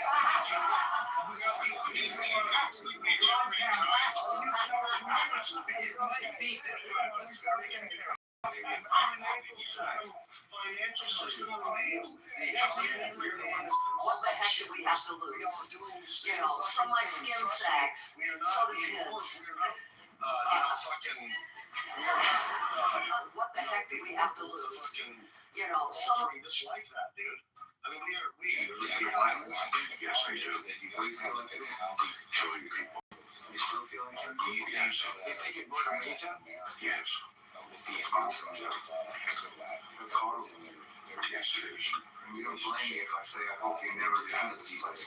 I hope you never do either. You ever feel violence? Yes, I do. What do you feel in America? Killing people. You still feel like it's yes. If they get more data, we have a Democrat in office. You think I'm joking, but if you want to say I'm in one time, it's Democrats in office. Xi Jinping doesn't have to wait for a weak Democrat to be in office to invade Taiwan. Trust me. Even the Pentagon has to wait for like 2030 to fucking China to invade Taiwan. Look at the fucking ships that they're building to invade Taiwan. They have ships, landing craft ships just built to invade Taiwan.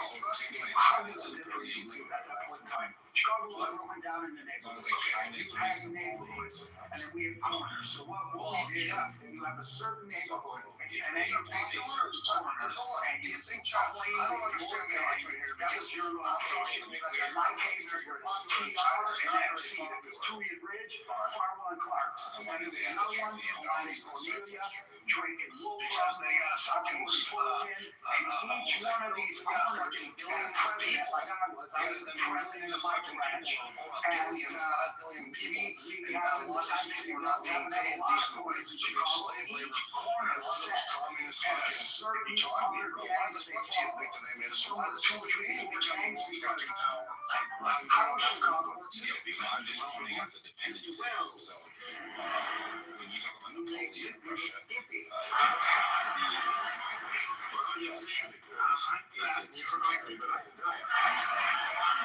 China China, and I think that's to America. If China's going to do their designated, this is just that you get paid currently. Senator, it's proxy documents in each of the years that I've been. What is Napoleon went into Russia? That's a big number, sir. Yes. Well, let me help you out. It's 32.8 million this year. Is that right? Yes, it does. That's a 45% increase over last year. Does that sound right? Both superpowers. Yes, it does. You've got 32,000 machinists. So American workers who work for you, like They have tried not like American. Colored people looking sad. And that's I feel that they were happier than they are now. They hadn't less in the way of material things. From Canada because of our dependency. But I can remember back in the 20s when I was a small boy, they were always saying that they were had a great sense of humor. Now today, they just don't care much about that as they used to. And I think they're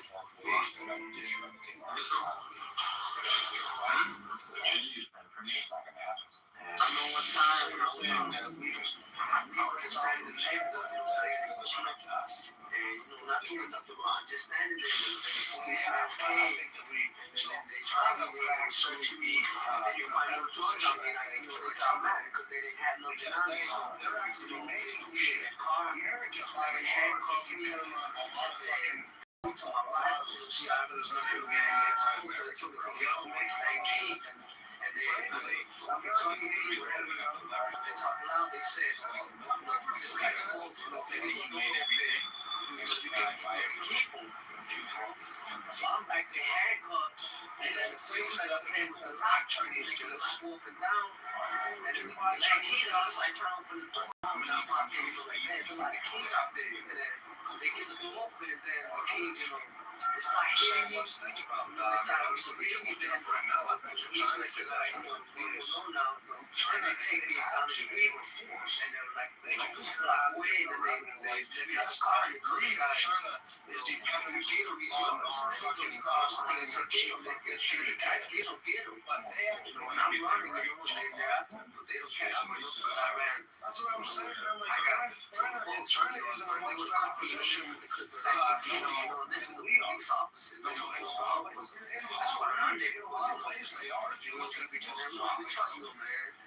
Over there, they hold on saying, fish love, saying they like they like the game, they pretend like they're game bangers. This one guy, Congressman Mr. And it's like the leader of your house or something, he comes out of the car and you don't fish love, what you guys ride, since we're gangsters, they say, what we do on our nation, it's like saying gangster kid against you, fish love, and it's like, beating us up, man, they want us to whack them, Sometimes they bring other rappers to our neighborhood. They bring the Lancaster to our neighborhood so they can watch us fight, They can watch us and they laugh, they just keep going, they don't care, If they don't find drugs, they even plant drugs on you, Just to mess with you, they put drugs on you. So they can take it truly. And they just beat up on you if they don't like you. They do stuff like that all the time. They put guns on you, they try to take guns away from you. They can put it somewhere else. They do all kinds of stuff, man. They don't understand. That's what you can find. Don't trust the cops, man.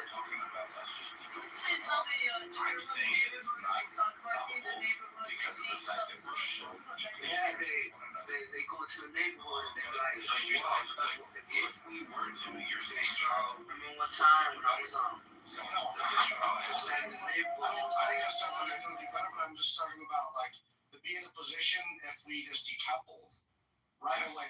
Come on, not doing nothing wrong, just standing there. Yeah, for sure. But I hurt them in the short term a lot more. And it would hurt us too, obviously. But I think that I honestly think we should be caged. And then they stopped me, they were searching me. So they find no drugs on me. Loyalty to the Don is strong. They got him in court. He was the best guy around. What about the people he murdered? What murder? They did what they had to do. Feel bad for All I know is he's a good guy. Should have it. I'll give you Robin. You live next to me at the beach. You know that. Hey, thanks for all the visits. Anyway, I'm living about 2 blocks from you. One of them shows up. Come by and say hello. Closer than 2 I blocks. have no lines, Judy. Just nod. I'll give you Robin. You live. Sarasota Money. Congratulations. Very.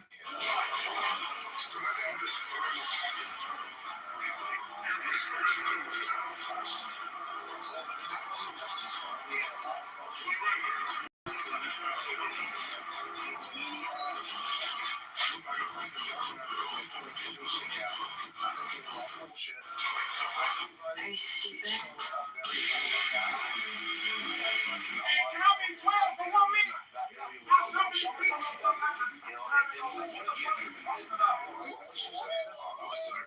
It doesn't matter because that's the first we fast forward to finally we get a second fight.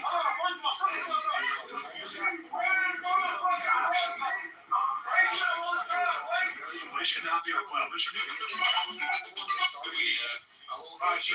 Get away from me. I'm fucking it wrong, but you're gonna start seeing it like a Challenge accepted. I'll walk away and I'll come back. And we got 1, 2, 3, and I'll get along with this. And that back of that fence, just the 3 of us, 4 of us seeing you. Sure, you're kind of a man. You're less than a man. Okay, you're a crumb creep. And I wouldn't take that off of nobody. There's 3 of you and I'm by myself. That's money. And when it's over, there'll be nothing to it. Win or lose, okay? But you don't have the courage. You're a real crumb bum. Put that on camera. You're a crumb bum, the 3 of you. And I challenge you. You're a coward. You're a yellow sneak. And if you want, now I say, let's forget all the rules of this great country we live in. I will go back to that rule with the United States is owned by foreign corporations. They had to have a foreign trade today. And when Nixon opened up for foreign trade, people of Europe and the common market and Spain and they don't care about the United States. You're not understanding how we became number 1. We became number 1 because most of the world powers got destroyed in World War II. People who really don't care for anything but money. We became number 1. 3 times. We became number 1. So that shit obviously is just totally miraculous. But really, if you look, all these countries were destroyed. Germany, Russia, Britain, fucking France, absolutely fucking destroyed. They ain't in power. Yeah, it makes sense to the fucking Americans going to be killing our own. Notice how slowly that's getting chipped away. And if you think these bullshit fucking laws that we are footing the bill for is going to keep us number 1, you're fucking gaslighting yourself. I hate that fucking word. You're lying to me. About the average honest meals, they just go back and forth to work. They don't care about the children that are in the streets that are falling out of this About 130,000 troops to NATO. That's all, buddy. They're me. So who the fuck are you? So I'm reason they identify with him because I was the throwaway also. So it goes to the point of, I think that we have to give, because we look at how we have to give so much of things, as we need to have other countries like France and Australia not to pay their fair share and take it seriously. Now, finally, somebody should be in their number 1 military corporation. Their days are becoming the number 1 fucking nuclear power in Europe. And I think they should be doing that. They're finally taking that threat seriously. That's how I want it. I wanted America and its allies. I wanted its allies to take this shit seriously. We can't. So let's look at this. If you look at NATO, America was the number 1 contributor for money and terror. Okay, so America contributes to NATO $1.3 billion. You know what country contributes the second most? So most cops think it's as fast food as nothing. One hot July night in 1964, the laws began to turn conservative. Bobby Gore remembers that leaders from 8 of the 26 groups were together in one unusual hangout. As Bobby Gore tells us, we were hanging around, shooting pool and sipping wine. Then one of the younger fellas said he wanted to take about 50 others on his phone. We asked him why, and who he wanted to call on. Had anyone misused him? His reply was that the old lords had made a name, and they wanted to keep it alive. We sat up all night, Bobby Gore said. We told them how we saw people begging not to be hit anymore with a baseball bat or chain, how guys got cut up, how the people and the police would hate their guts, and how they might be the ones that got killed. Finally, Bobby recalls, one of the younger fellows said, well, we got to do something. We can't get jobs. We're too old to go back to school, and we're too big to play games. What else is there to do? That started the older leaders thinking. They decided to try to change the conditions that make a man get a gun and hold up a store. To make him rich forever. That's a long fucking ride. My home. So that's probably the distance between California and New York. Dude, that's still a long fucking ways. That's open over the ocean. Wait, hold on. So once they take that down, and then you start seeing like how Russia, how China, they start to get influence there, and then they take over Argentina because they already have Brazil. Bullshit. It's like, bro, that's bullshit. I mean, come on, man.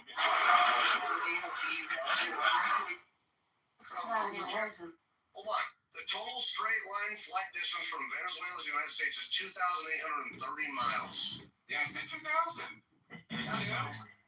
No, bro, that's a long fucking ways. That's not even that. You can't compare Cuba. That's 90 miles away. California from New York. Hold on.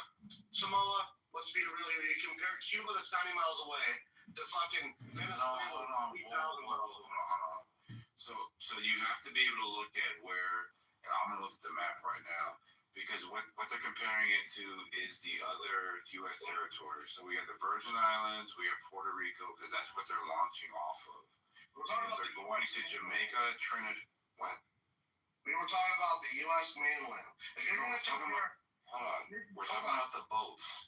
So we're not talking about these drug boats that goes from Venezuela to Trinidad, then it goes to Jamaica, and then they're making their coastline all the way through Puerto Rico and through the Caribbean. So that's the Caribbean Sea right there. Where are they going to America? I'm failing to fucking get where it's saying. So this is what I'm talking about. You're thinking that they're taking boats from there to America? You're just admitting they're not even bringing drugs to the American mainland. So tell me again how this Hello? You know they're not. Hold on. Did you think that they were bringing it to the mainland? No, but I'm asking you, do you think, I knew they were. I told you earlier, I knew they were. I told you earlier. Nobody has ever said that they were. But I'm asking you, because you were saying, is that Tyler? Cuba to America, which is the U.S. mainland. Okay? Tyler the Entertainer? So when you were saying that Venezuela, when you said, well, what did they do with Cuba? Do you think that was fucking just, well, yeah. No, Venezuela is 3,000 miles away from the U.S. mainland. They're not even bringing fucking drugs to the U.S. mainland. That's not a justification to invade a country. Yeah, that's not the point. So what I said was, were we worried about Cuba when it's just Cuba, or were we worried about Cuba because it was the Cold War and there was a certain entity that was occupying Cuba? What were we afraid of? It's hilarious too, because I love how you're comparing the Cold War. Fucking the Soviets sent nuclear weapons. There you go. Okay, so you're gonna compare Maduro and his fucking shitty regime to fucking Fidel Castro? Yeah, maybe you're not listening. So the objective of the game is to make sure that other adversarial countries don't align with people in our backyard to occupy and to off-ramp military type weaponry or research devices in our backyard. That's the objective. Well, the objective really, and you know it, is to overthrow Maduro, which, frankly, I don't like the guy either. Okay, I'm not a communist. But here's the thing, they can collapse on them fucking selves, bro. Okay, I don't want to overthrow him for what? What do you think? All right. If you had a person in Venezuela that was fueling your enemies, if you eliminate him, then you place somebody else there that would fuel you. You now control the country, and your enemies no longer do. Okay, I get what you're saying, and America has done that many times, but many of those things have failed. Okay, that's why we had to go in Grenada. That's why we had to go in a few places. That's why I fucking. Man, why do you think that they failed? Well, you do realize, man, like during the Iran-Iraq war, that we were giving weapons to Saddam Hussein to the point to where he became the fourth largest military in the world after the Iran war. Well, how did that fucking work out for us, bro? I mean, like, I think it was bullshit we went in there, but it became a fucking thorn in our side. Afghanistan, we turned the Taliban from a fucking bunch of ragtags into a literal army with fucking armored carriers and tanks and helicopters. Like, bro, I'm just telling you. Let me ask you this question. I understand. What do you think was the objective? Samoa. To be claiming a victory in Afghanistan. Really quickly, I just want you to know. I understand. What do you think in Afghanistan means a win for us? What do you mean? What would have been something that you would consider a win? Because you said that it was like a mistake in Iraq and Afghanistan, 20 years. So I'm just wondering, what would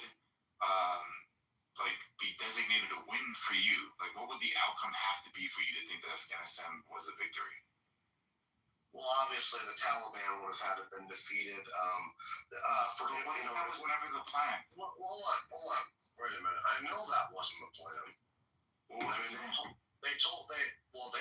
think? They told us the official justification, because they had to have a legal justification to invade these countries. So if we look at basically Iraq, the legal justification was that we accused Saddam Hussein of weapons of mass destruction. No, but I'm asking you. Hold on, stop a second. You want me to fucking answer and you don't like my fucking answer. So what do you think the question was? These justifications are bullshit. We have the official justifications. Okay, legally, Iraq was because of weapons of mass destruction. Okay, that was the official flag. So for Afghanistan, it was basically supporting that they said that it was that their forces, the Al Qaeda and the Taliban, were supporting people that knocked down those buildings in 2011, 9/11. That was the official justification to invade these countries. So if you want me to give you the official justification, that's what they said it was for. We all know that was bullshit, right? I mean, no, I'm asking for your justification. Why do you think we were there? Regime change.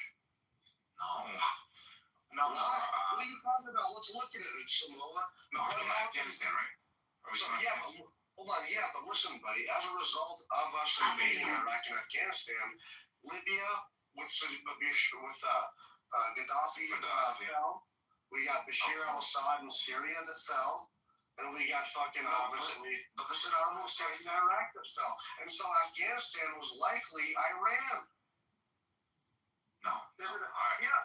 Dude, Afghanistan is bordered with Iran and posturing in Iran for a while.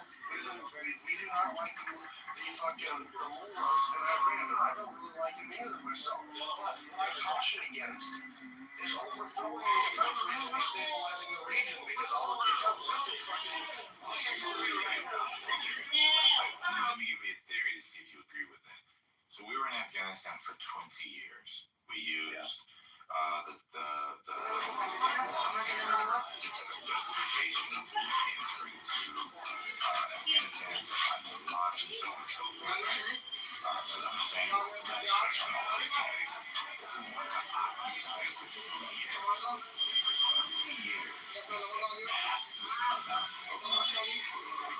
military contracts, organization. But ultimately, what was going on was this was like the mecca of the poppy seeds, where massive amounts of heroin was being distributed across the world. If you look around the same timeline, Russia's was probably, I think, was one or two as far as people that had like heroin addictions. So if you kind of look at why would somebody just sit there, a big ass country, military like America, you can destroy these diaper heads as fast as possible, you can kill the camels, you can do whatever you want. Why are you sitting there for 20 years? So then when people say, oh, you lost Afghanistan, the presupposition that they're making is that we wanted to remove somebody. No, we didn't really want to remove anybody. We wanted to wash money, massive amounts of money, by poisoning perceived adversaries with heroin, massive amounts of heroin. So it's not always about moving somebody. It's about controlling the dynamics of the world. Sometimes you have to throw heroin inside of a country. Sometimes you have to throw. Whatever reason, there people have been coming after Robbie saying she wasn't qualified because he was a doctor.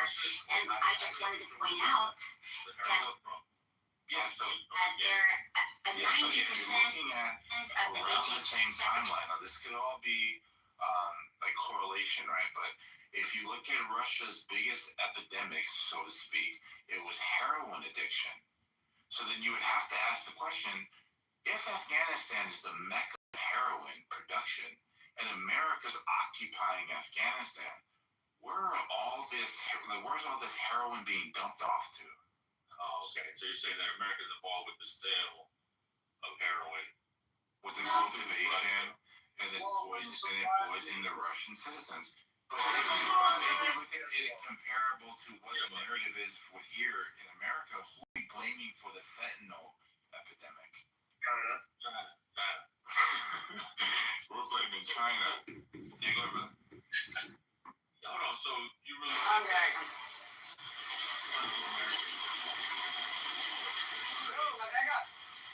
What I need to say to yourself?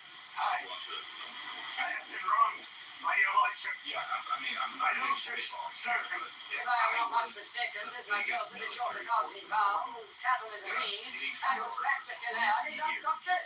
And ask this thing here where your money is. Where you shut down the cow after I kill him. Same accusations is not me, your lordship.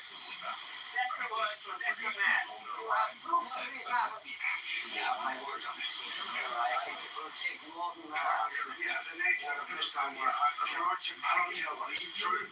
It's not to make his judgment in your own self. I'm sure there's a multitude of reasons. I'm going to go.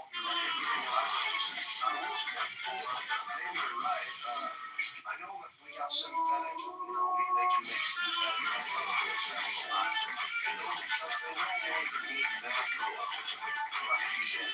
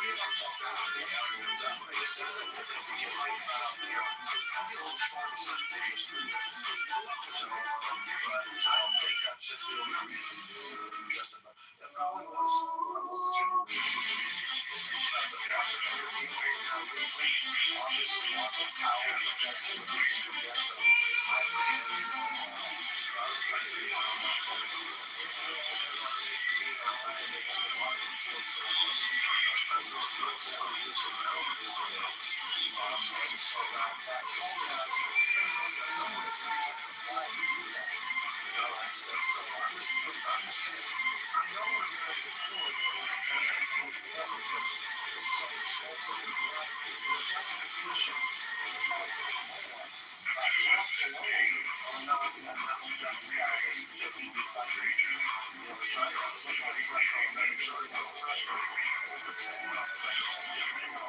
the American with that shit.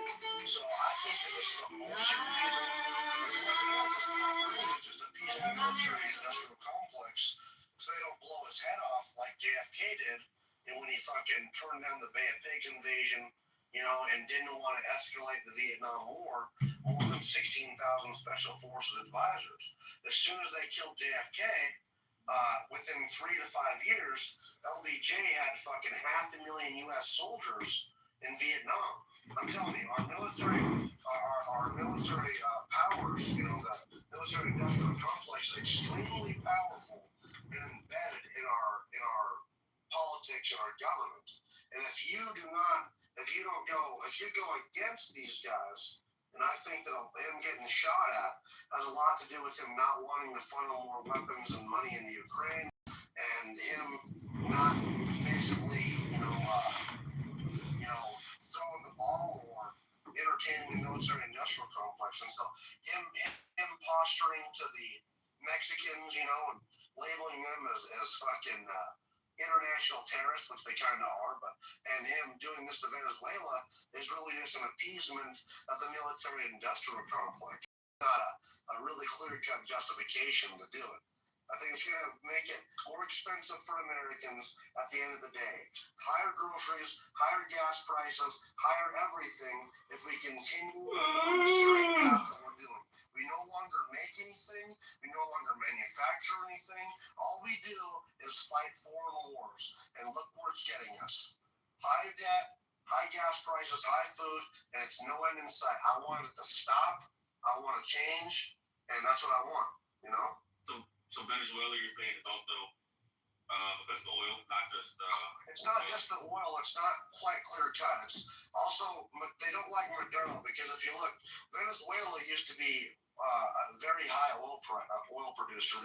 Because they had before Maduro came in there. There was it was Chavez was before him, and so Chavez. Okay. Yeah, remember Hugo Chavez came in. He got elected by the people, telling them he was going to help them and stuff. Give back for the rich corporations to the poor because they have huge oil reserves. So they had ExxonMobil and Halliburton and a bunch of international companies that were in there producing their oil, and they were fucking making lots of money. And the country was two people.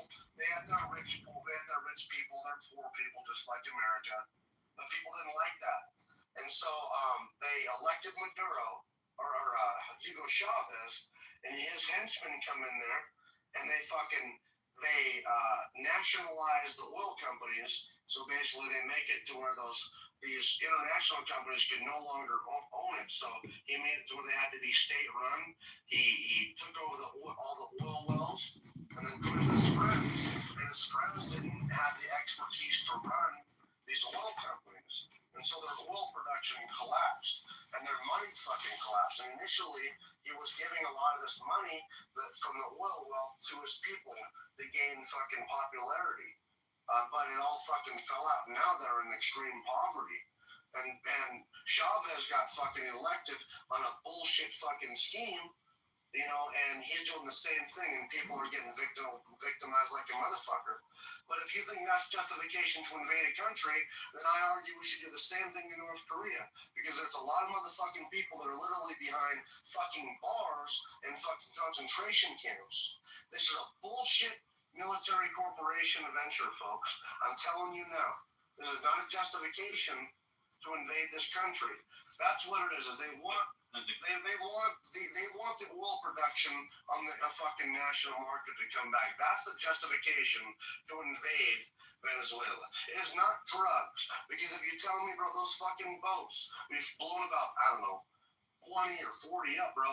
That's not even enough drugs to justify fucking invading the whole country. It's bullshit. It's because they want the companies like ExxonMobil and all the world companies and corporations to control Venezuela's oil production again. And then they want a friendly, like fucking Samoa said, because he knows what's happening. We all do if you're smart. They want a person who's friendly to America, who will toe the fucking line.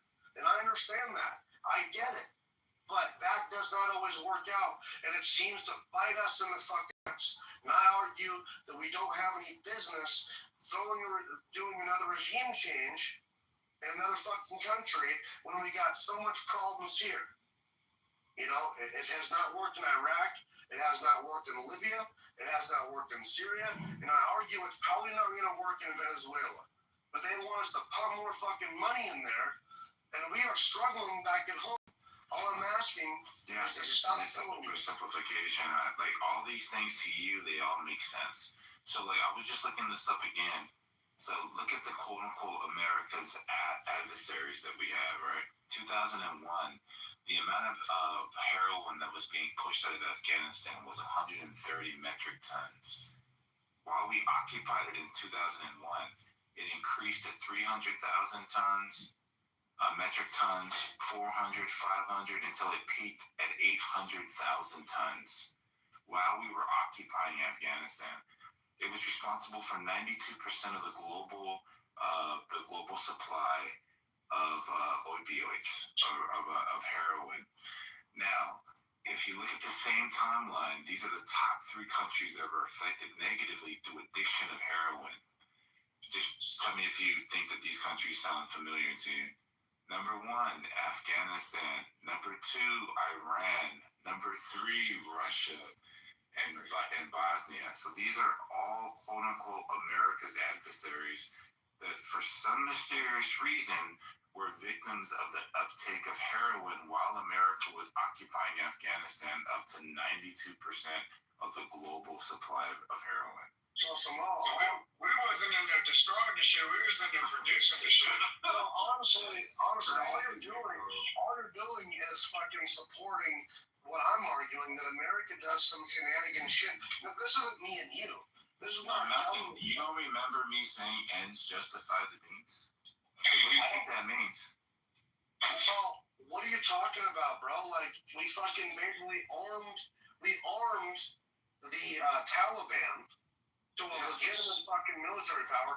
And those countries like Iran and Russia and what you listed are doing, I mean, they're not fucking collapsed. They're doing fine. I mean, Afghanistan, the Taliban have came in there and they got forced fucking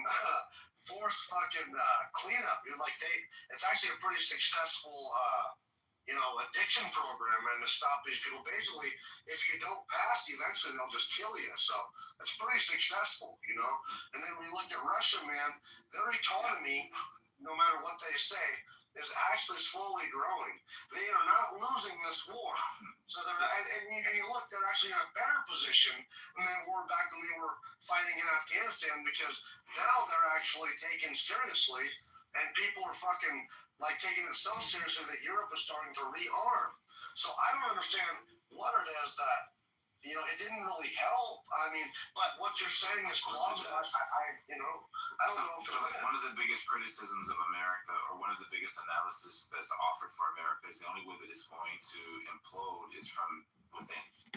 So whenever you attack a country covertly, you don't have to attack them overtly. So you can do both of them at the same damn time. You cripple them with economic sanctions. They're probably pumping in fentanyl because Fentanyl. So I mean, we agree on a lot of things. No, well, hold on. So first, I'm saying that I don't care about the means. Like when you're going down your list of justification, as long as we stay on top. I'm the type of guy. I don't think we will stay on top if we don't change course somehow. Well, we gotta start manufacturing more. We gotta start bringing money back. Americans have got to start doing better. I think you're kind of projecting your experience. No, I'm not. I'm looking at the stats where if you look it up, bro. Actually, what does it say? 70% of Americans have less than $2,000 in their savings account. Most Americans cannot afford a house nowadays. Most Americans talking point. No, it's the truth. Dude, I'm telling you the truth. Let's look it up ourselves. Look it up just this in 2025 or 2024. 80% of new vehicles that were sold were through loans. So only 20% of these vehicles that were bought, new vehicles, were actually paid through cash or paid in full. So they're all loans. You know what that is? That's an indicator. That's an indicator that Americans are struggling. I'm telling you, bro, you cannot sit there. If you're doing something small in your bubble, that's great. You have to look at the facts. A lot of Americans actually struggle with that. No, I'm not, bro. Dude, Americans, a lot of Americans are fucking struggling. Yeah, I don't think so. So the point that I'm making is that that could be something that is actually sometimes the people who are within the country have to go through some turmoil for the country to be able to sustain long term because there's long term investments that are going to pay off. You're going to see ebbs and flows of experiences of individual citizens, of course. You're going to see that scale down, so you're going to scale time. But is that more important, the ebbs and flows, if that's the price that you have to pay for the country to be sustainable and long term? That's something that you could wrestle with. That would be great. Samoa, that'd be great if this was a cartoon and it was just fucking a fairy tale and fucking things worked out like that. But if you look, we have installed many people in countries and it has fucking absolutely resulted in disaster. We installed the Shah of Iran in fucking in Iran. We installed. Yeah, stop looking backwards. No, it's the truth because I'm a student of history. If you don't, if you're not a student of history, if you don't think humans are about the same, just because there's a new day and age or just because of new technology, humans are the same. Humans are the same, bro. And so what are the humans that you sit there and have? No, we don't. That's the thing. That's the problem. Is humans don't learn from their history. And that's the thing, Samoa. We don't learn from the history. So why do you keep bringing it up if you know you're not learning anything? What I'm saying is humans don't learn or fucking correct themselves. So, like you say, that you thinking that this will be different if we just overthrow Venezuela. That's not exactly what you're saying. No, that's exactly what you're saying. No, this is what I'm saying. I'm saying if I keep throwing an overhand right and it keeps knocking you in the eye, why would I throw a different punch? Because that's not how this is working. It's not always been that successful. Well, by your admission, people don't learn from their mistakes. You're telling me that if you keep on throwing an overhand right, that why change it? But then I can't fucking go back and look back at history. America is not even that fucking old. And I'm telling you, we started doing this regime change thing relatively recently. Within the last 120 fucking years. And it's not been that successful. It has not been that successful. Well, the only point I'm making is that like there's certain people that are flying on planes, like pilots that are flying planes. We're on the passenger side. I'm saying as long as I'm feeling any turbulence, I feel safe. You're going to. That's what I'm saying. We're not right now. So what it is that it's just anecdotal. Your anecdotal feelings for you yourself. No,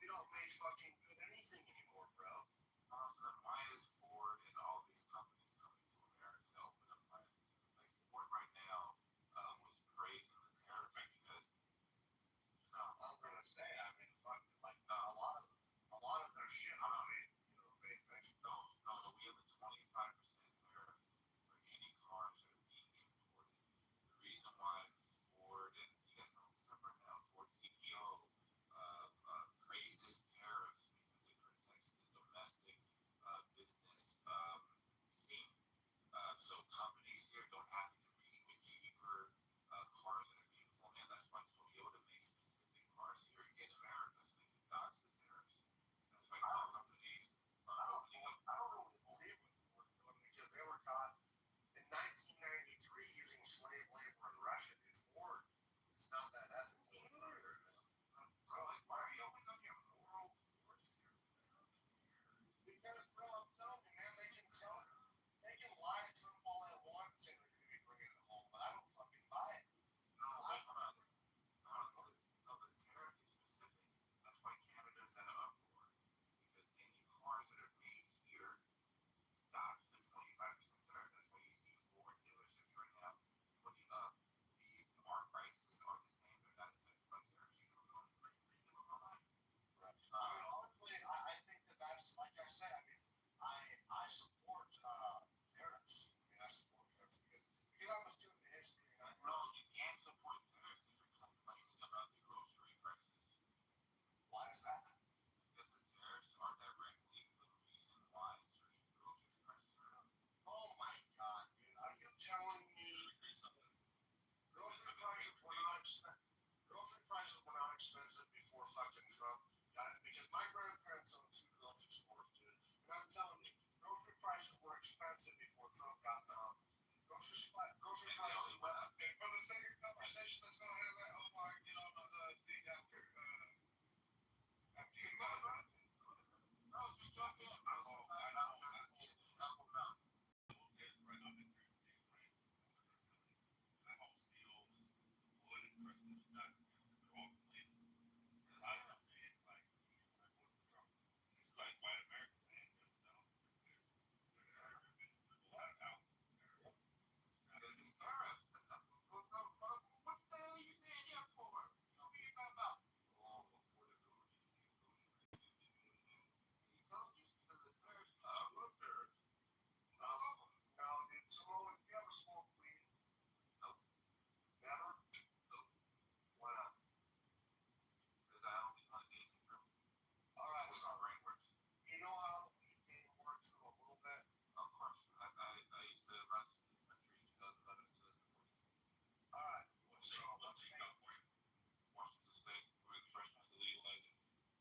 This is really why I'm trying to simplify it. Why our shit's so expensive. So Yeah, I had massive grow-ups from awesome.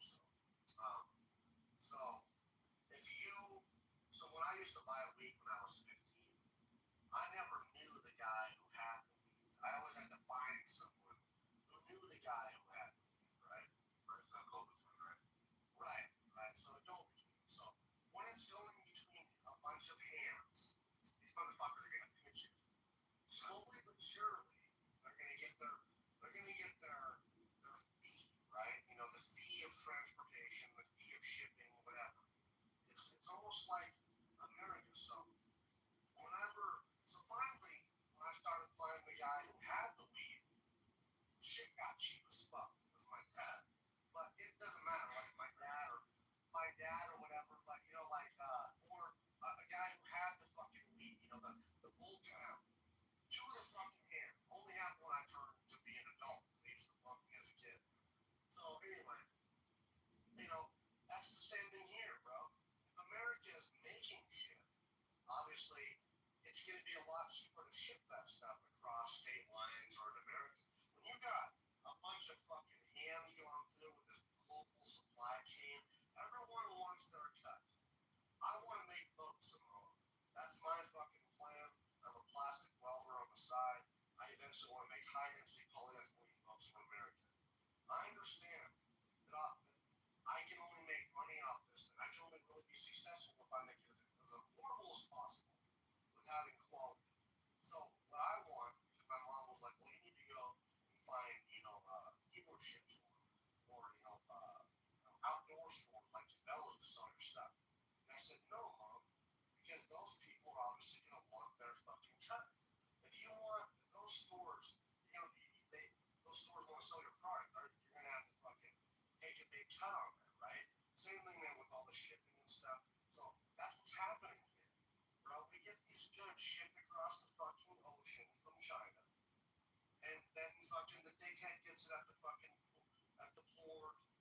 goes on a fucking on a train, on a fucking semi to Salt Lake City.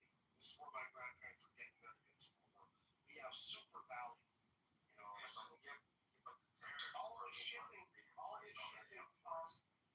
this shipping costs money is what I'm saying. So when NAFTA was implemented in 1994, signed by Bill Clinton, we got fucked in the ass. All it was basically corporations were able to go across the fucking ocean and make their fucking goods for cheaper using cheap labor, slave labor. All NAFTA did was fuck us. NAFTA is the result of us not manufacturing anything, and the result of our goods being so expensive. Plus, the forever wars, dude. I'm telling you, if we made our own fucking shit, Samoa, it would be a lot cheaper, like it used to be. And that's all we want, man. Like, that's all I want. How could these get cheaper if you're paying? Yeah, like how could it get cheaper if you're paying people $20 an hour? Because it's still cheaper in the long run. It's still cheaper in the long run. Yeah, it can. Yeah, absolutely, it can. Yeah. Americans have standards. So, that's my. Go ahead.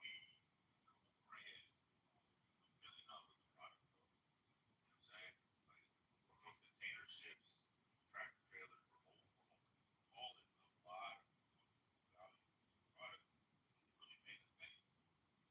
Yeah. There's a cost for transportation, but I don't think it's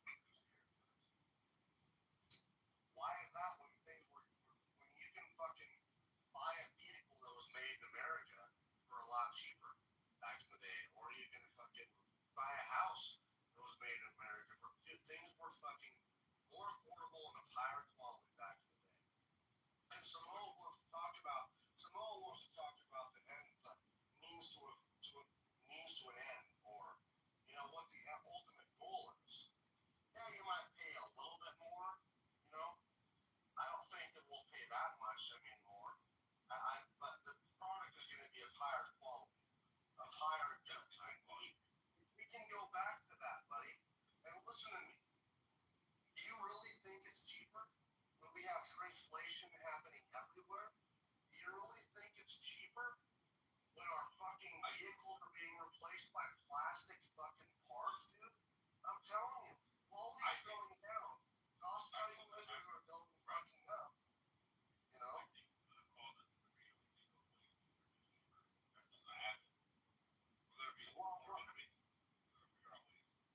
Listen, Omar, we can make affordable, good products. Okay, I'm telling you, you just don't know, man. Like, when people are lying to you, bro, if you try to say that we cannot make, that things cannot be more affordable, because they used to be more affordable and better quality, and we made them. So don't tell me that fucking things can't do that. You know what I'm saying?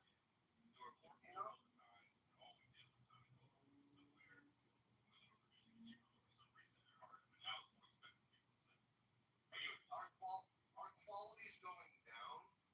Our fucking, that's just the truth. The quality's going down, and the price is going up, and things are shrinking, dude. It's getting smaller. It's weird. And the CEOs are getting paid more. So I don't buy this. I think that this is what the CEOs and the rich motherfucking corporations convince you people to believe in.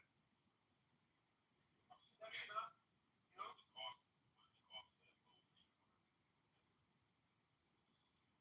So I want to make boats bikini. So there's 3 models I want to make. And they're going to be 10, 12, and 14 foot long. High density polyethylene. So that's like what those canoes and kayaks are made out of. Or your milk jugs. Really good shit. Affordable, tough, Initially, this is before COVID. I kind of got a little, my plans changed a little before COVID, after COVID. It was going to be below $1,000 for the 10 foot. Yeah. On my lap. Yeah. Because these are John boats. You know what a John boat is? Okay, a John boat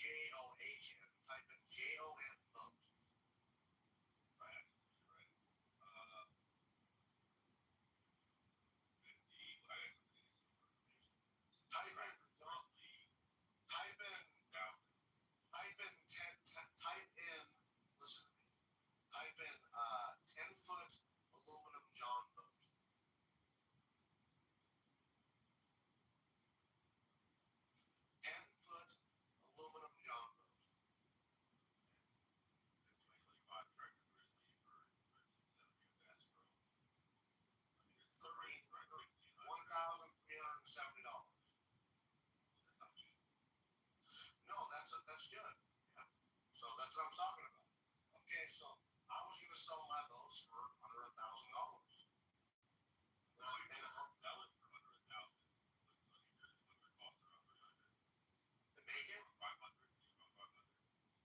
So, material cost was $150 because I buy my sheets, they're 4x8 sheets of plastic, high density polyethylene. So, I have an extrusion welder, I'm certified plastic welder.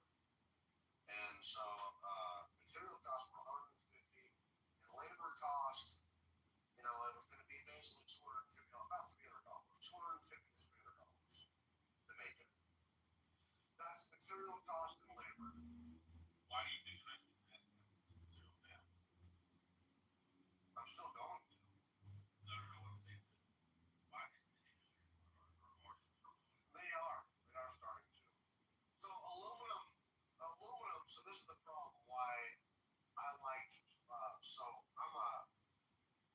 I run boats on rivers, shallow rivers.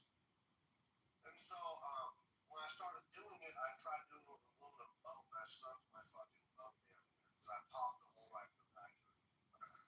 Like, it was awesome for about 300 yards, and then I fucking hit a rock, dude, and popped like a golf ball size hole in the back of my boat. And I fucking turned around, this is on the Powder River in eastern Montana. And I turn around and I fucking barely get back, and my boat was damn near half near full. And I was like, fuck, dude, you know, like, how am I, because I've always wanted to run on the rivers, so I was like, how am I going to be able to do this? So I researched for quite a while on a bunch of exotic materials.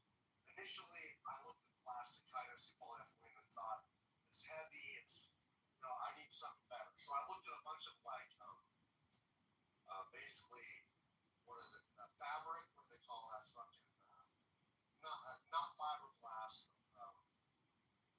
it's just like, really, it's like a fabric material that you fill with epoxy, and very expensive and hard to repair. So I was like, fuck, bro, I need to figure out something that I can repair and that is affordable and tough. And so I settled on high density polyethylene, which is your milk jug plastic. And I got a boat, the Coleman's Canoe, which is like a flat bottom plastic canoe that's like flat pack. You ever heard of those? Anyway, I started running one of those, dude, like on the fucking river to test it out, and I found that it was very tough. It can get in shallow water and it slides right over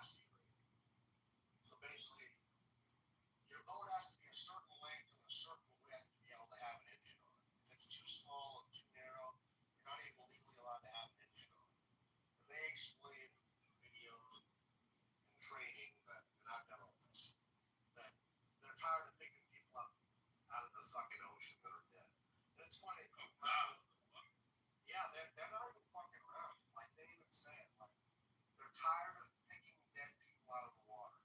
So that's why the laws are so stringent in America. Like a lot of people, what? Legacy innovations. Look it up.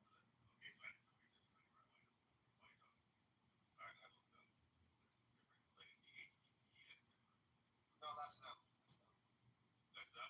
Yep. HDPE stands for high density polyethylene.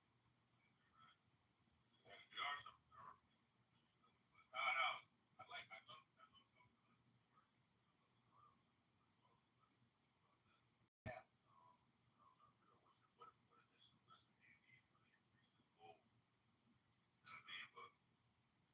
It's a little bit, man. It's not actually huge. Like I'm gonna be pretty smart about it. Like I said, like I'm working towards it. John talks a bunch of shit down there all at AI, but it's real. It's why I'm over here, man. And so I'm pursuing it. But so also that, bro, like you gotta check them out, man. I bought my plastics from those guys.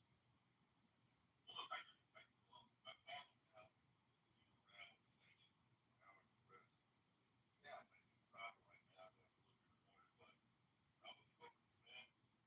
Yeah, buddy.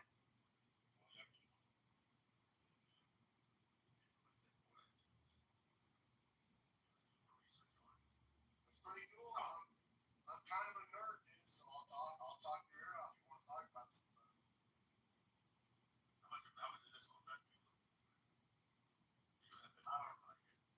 I'm not really sure, man, because it's.